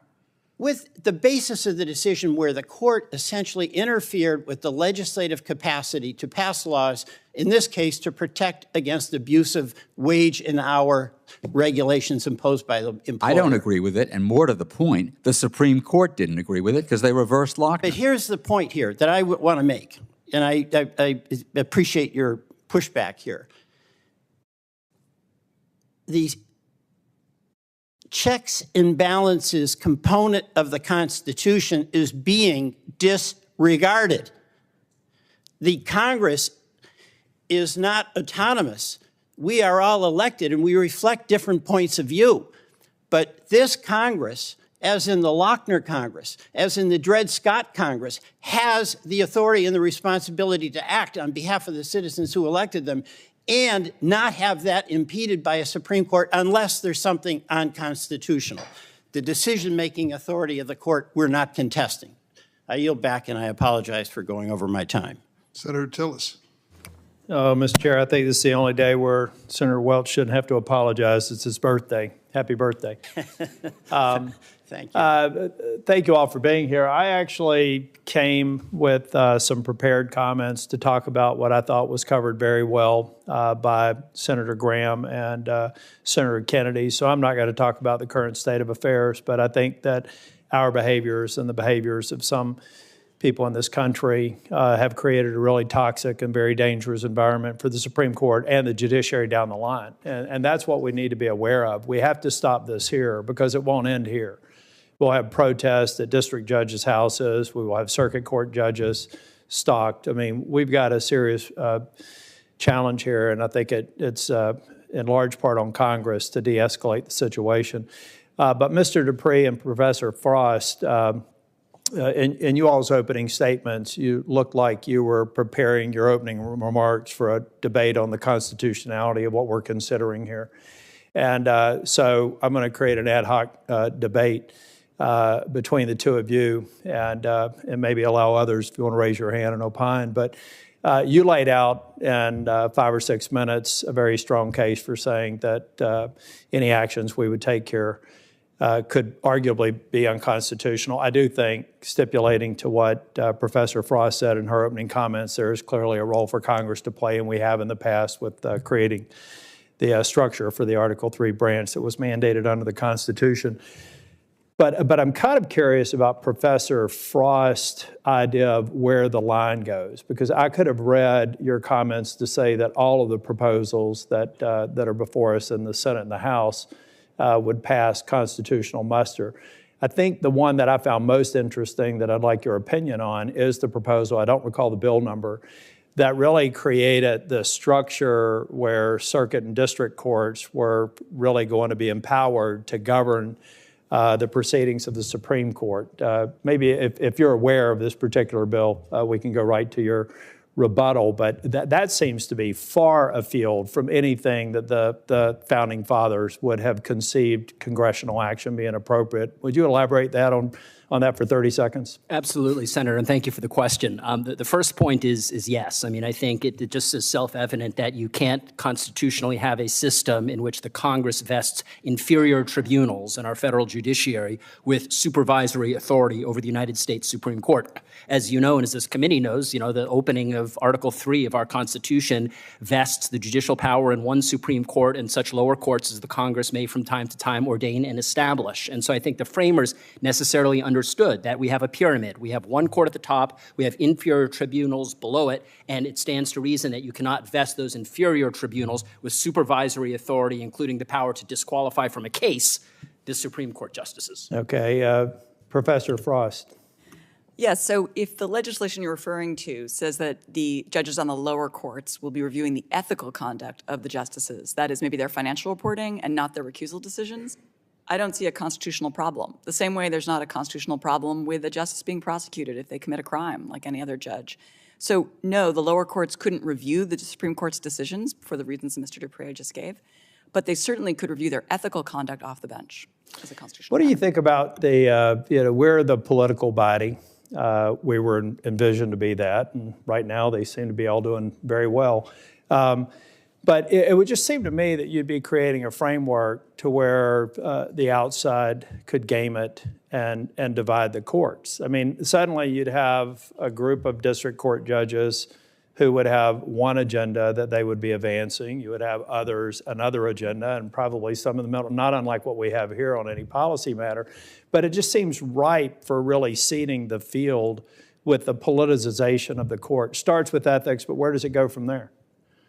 Well, I think that's a very serious concern, Senator. I would say in two respects. One is that there's a serious concern that litigants could try to game the system to determine the justices who would be hearing their case. In other words, some of the proposals before the Congress right now would allow third parties to challenge the ability of a justice to participate in a decision. And if that provision were to become law, I promise you, as someone who litigates regularly in the United States Supreme Court, round one of any litigation would be trying to knock out the justices who you think might be opposed to you. That's untenable. Number two, the problem is if you create a system where individuals are incentivized and encouraged to file ethical complaints, I worry that long term that ultimately it'll be a will cottage corrode. industry. We already have it in other branches of government. It will be a cottage industry. It will be politicized. We will diminish, I think, the integrity of the Article III branch as a result. You know, for my part, I think the exchange of information here may be helpful. What I think is more important is that I think that the Supreme Court and clerks are watching this right now. We have heard examples of instances of behavior at either end of the ideological spectrum that was unacceptable behavior. I, for one, hope that this does nothing more than turn into an oversight hearing, not something that lays the groundwork for congressional action, and that the Supreme Court, who rightfully declined with the concurrence of all justices not to come before the committee, that would be a political circus and almost unprecedented in terms of American history to have a hearing of that nature with the Chief Justice. So I just hope, what I care about most is not your confidence in the judicial system, not necessarily the confidence of any one member here, but a confidence of the American people. And I do hope that this process has been instructive to an Article III branch who should independently, in the same way that I have an office code of conduct that all my staff have to read and affirm every year. I don't know how many Senate offices have that, probably not many. But I think that they could update, refresh, and address the concerns without requiring any congressional action. And if they act in the near term, maybe this committee could be instructive. Thank you for your time. Senator Ossoff. Thank you, Mr. Chairman, and thank you to our panelists for joining the committee today. Judge Fogel, the Judicial Conference has issued a code of conduct which applies to the district and circuit courts, correct? And as I understand it, one of the tenets of that code is that judges should avoid any conduct that can lead even to the appearance of a conflict of interest, correct? That's correct. And why is that important? Because if there's an appearance of a conflict of interest or an appearance of impropriety, then the people who are affected by the decisions that judge or judges make rightly lack confidence in it. They suspect that it's not a fair decision, that there are improper influences. The appearance of a conflict of interest. That's correct. Can undermine public confidence in the integrity of the judiciary, correct? That's correct. Judge McCasey, putting aside the question of how such a code of conduct might be applied to the Supreme Court, and I recognize and acknowledge that there are separation of powers and constitutional concerns that need to be carefully weighed in considering the design of such a system. Do you agree with Judge Fogel that the appearance of a conflict of interest can reasonably undermine public confidence in the impartiality of a judiciary, whether it's a district or a circuit or the Supreme Court? Of course, so long as you articulate what it is that appears. People often say the appearance of conflict and feel that that's just kind of a nice vague term that they can use to cover a concern about something else.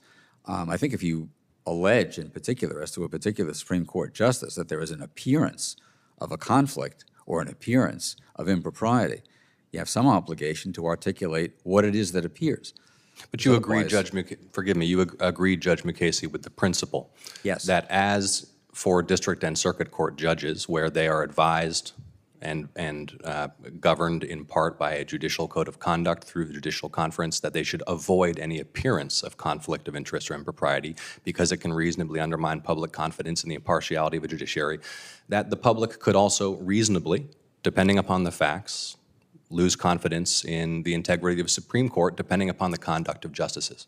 Right, and it has to be reasonable.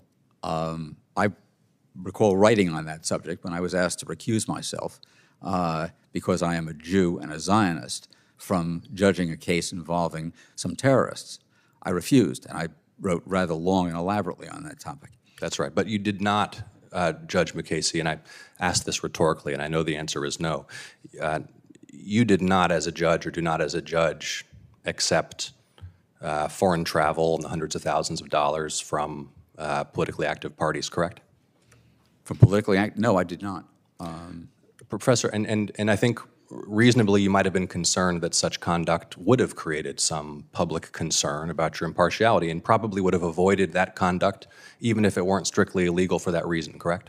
I was never offered that conduct because I don't know people who But that wasn't my question. My question is, as a judge, you quite reasonably and properly would avoid accepting such lavish gifts because of the concern that it could create public doubt in the impartiality of your judgment. Is that right? The only time that I accepted travel and accommodations was from a seminar in economics that I found enormously valuable that was then obliterated because it was said that that created the appearance of conflict. And Judge McCasey, I'm not in any way questioning or even seeking to interrogate your personal conduct. What I'm asking you is that as a judge, is it fair to say that you most likely would have declined an offer of foreign travel worth hundreds of thousands of dollars because, quite reasonably, you would have had the concern that public disclosure of such travel could have undermined public confidence in the impartiality of your judgment? Simply because it amounted to, I mean, if somebody took me, I mean, if I were a district judge and somebody wanted to fly me on his private plane on a vacation with his family and I were friendly with that person, would I have refused and endangered the friendship? I'm not sure that I would have. Well, I think the American public sees that kind of conduct and quite reasonably asks the question whether it's appropriate. And my impression is that most judges at the district and circuit level, considering the guidance in the Judicial Code of Conduct, Judge Fogel, I don't know if you agree with me, would refrain from such acceptance for that very reason. Well, I think it's interesting, Senator, the California Code of Conduct, which is very similar to the federal one, there actually is guidance that when you receive social hospitality, you receive a gift like we're talking about here, that you should consider the size of the gift. That's one of the factors you should consider. So that it's one thing if somebody takes you out to dinner, it's another thing if somebody flies you on a private jet to some faraway place. That actually is not in the federal code of conduct. I think it is one of the questions, one of the hard ethical questions here is you know, you can focus on whether one's accepting a gift like that should be disclosed, which is something that's under the Ethics in Government Act. And then there's the question of whether the sheer size of the gift creates an appearance. And I think there are different opinions about that. But I think when you're talking about the appearance of impropriety, you need to look at the entire context. And it goes, I agree with Judge McCasey that it's what is a reasonable question about whether the gift or the hospitality or whatever it is so large that it raises issues of undue influence. I think it's a holistic type of inquiry. Thank you, Judge Fogel.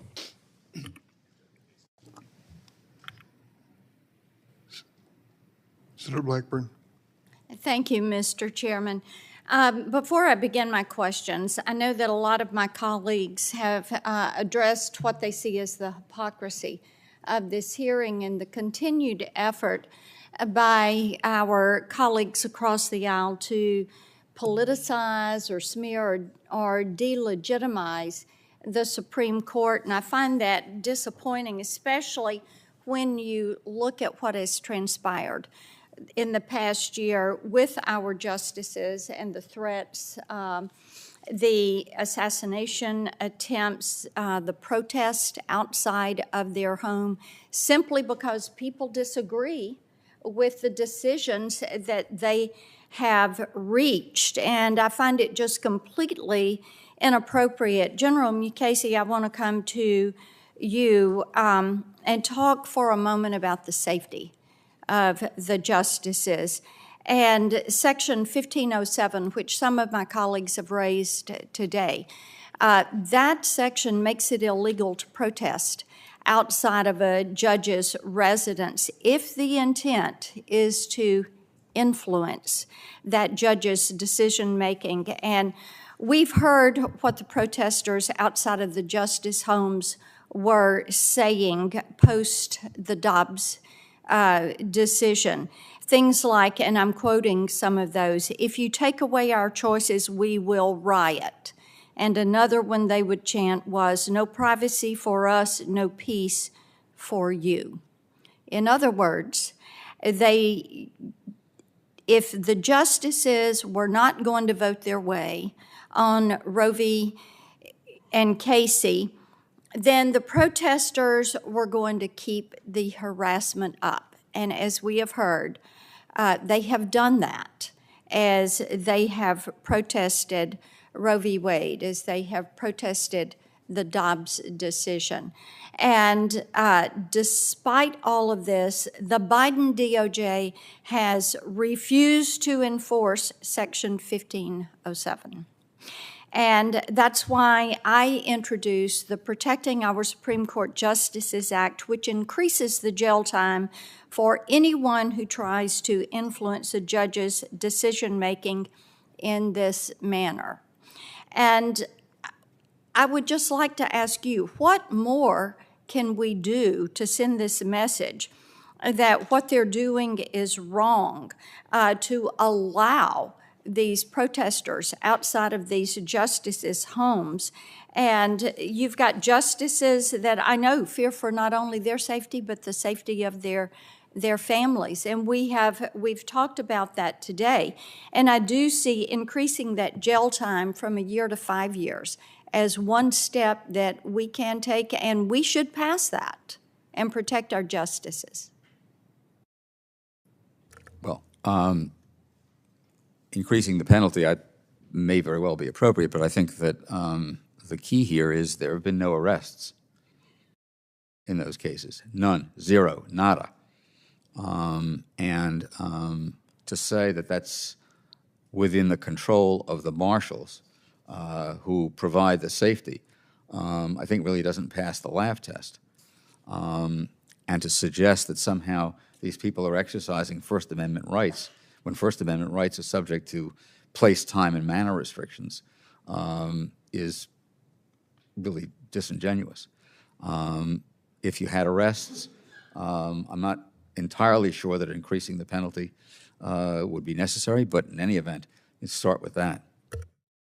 It would be nice to see some people held to account for what they are doing. Does anyone else on the panel have a thought on what ought to be done? Would arrest send the proper message that what they're doing is inappropriate? I think both branches, frankly, have an important role to play in protecting, the brethren, so to speak, on Article 3, the Supreme Court. I think that the executive, as Judge Mukasey said, can play a much more aggressive role in law enforcement, both in protecting the justices, particularly when they're in their homes, particularly when threats are directed at the children of the justices.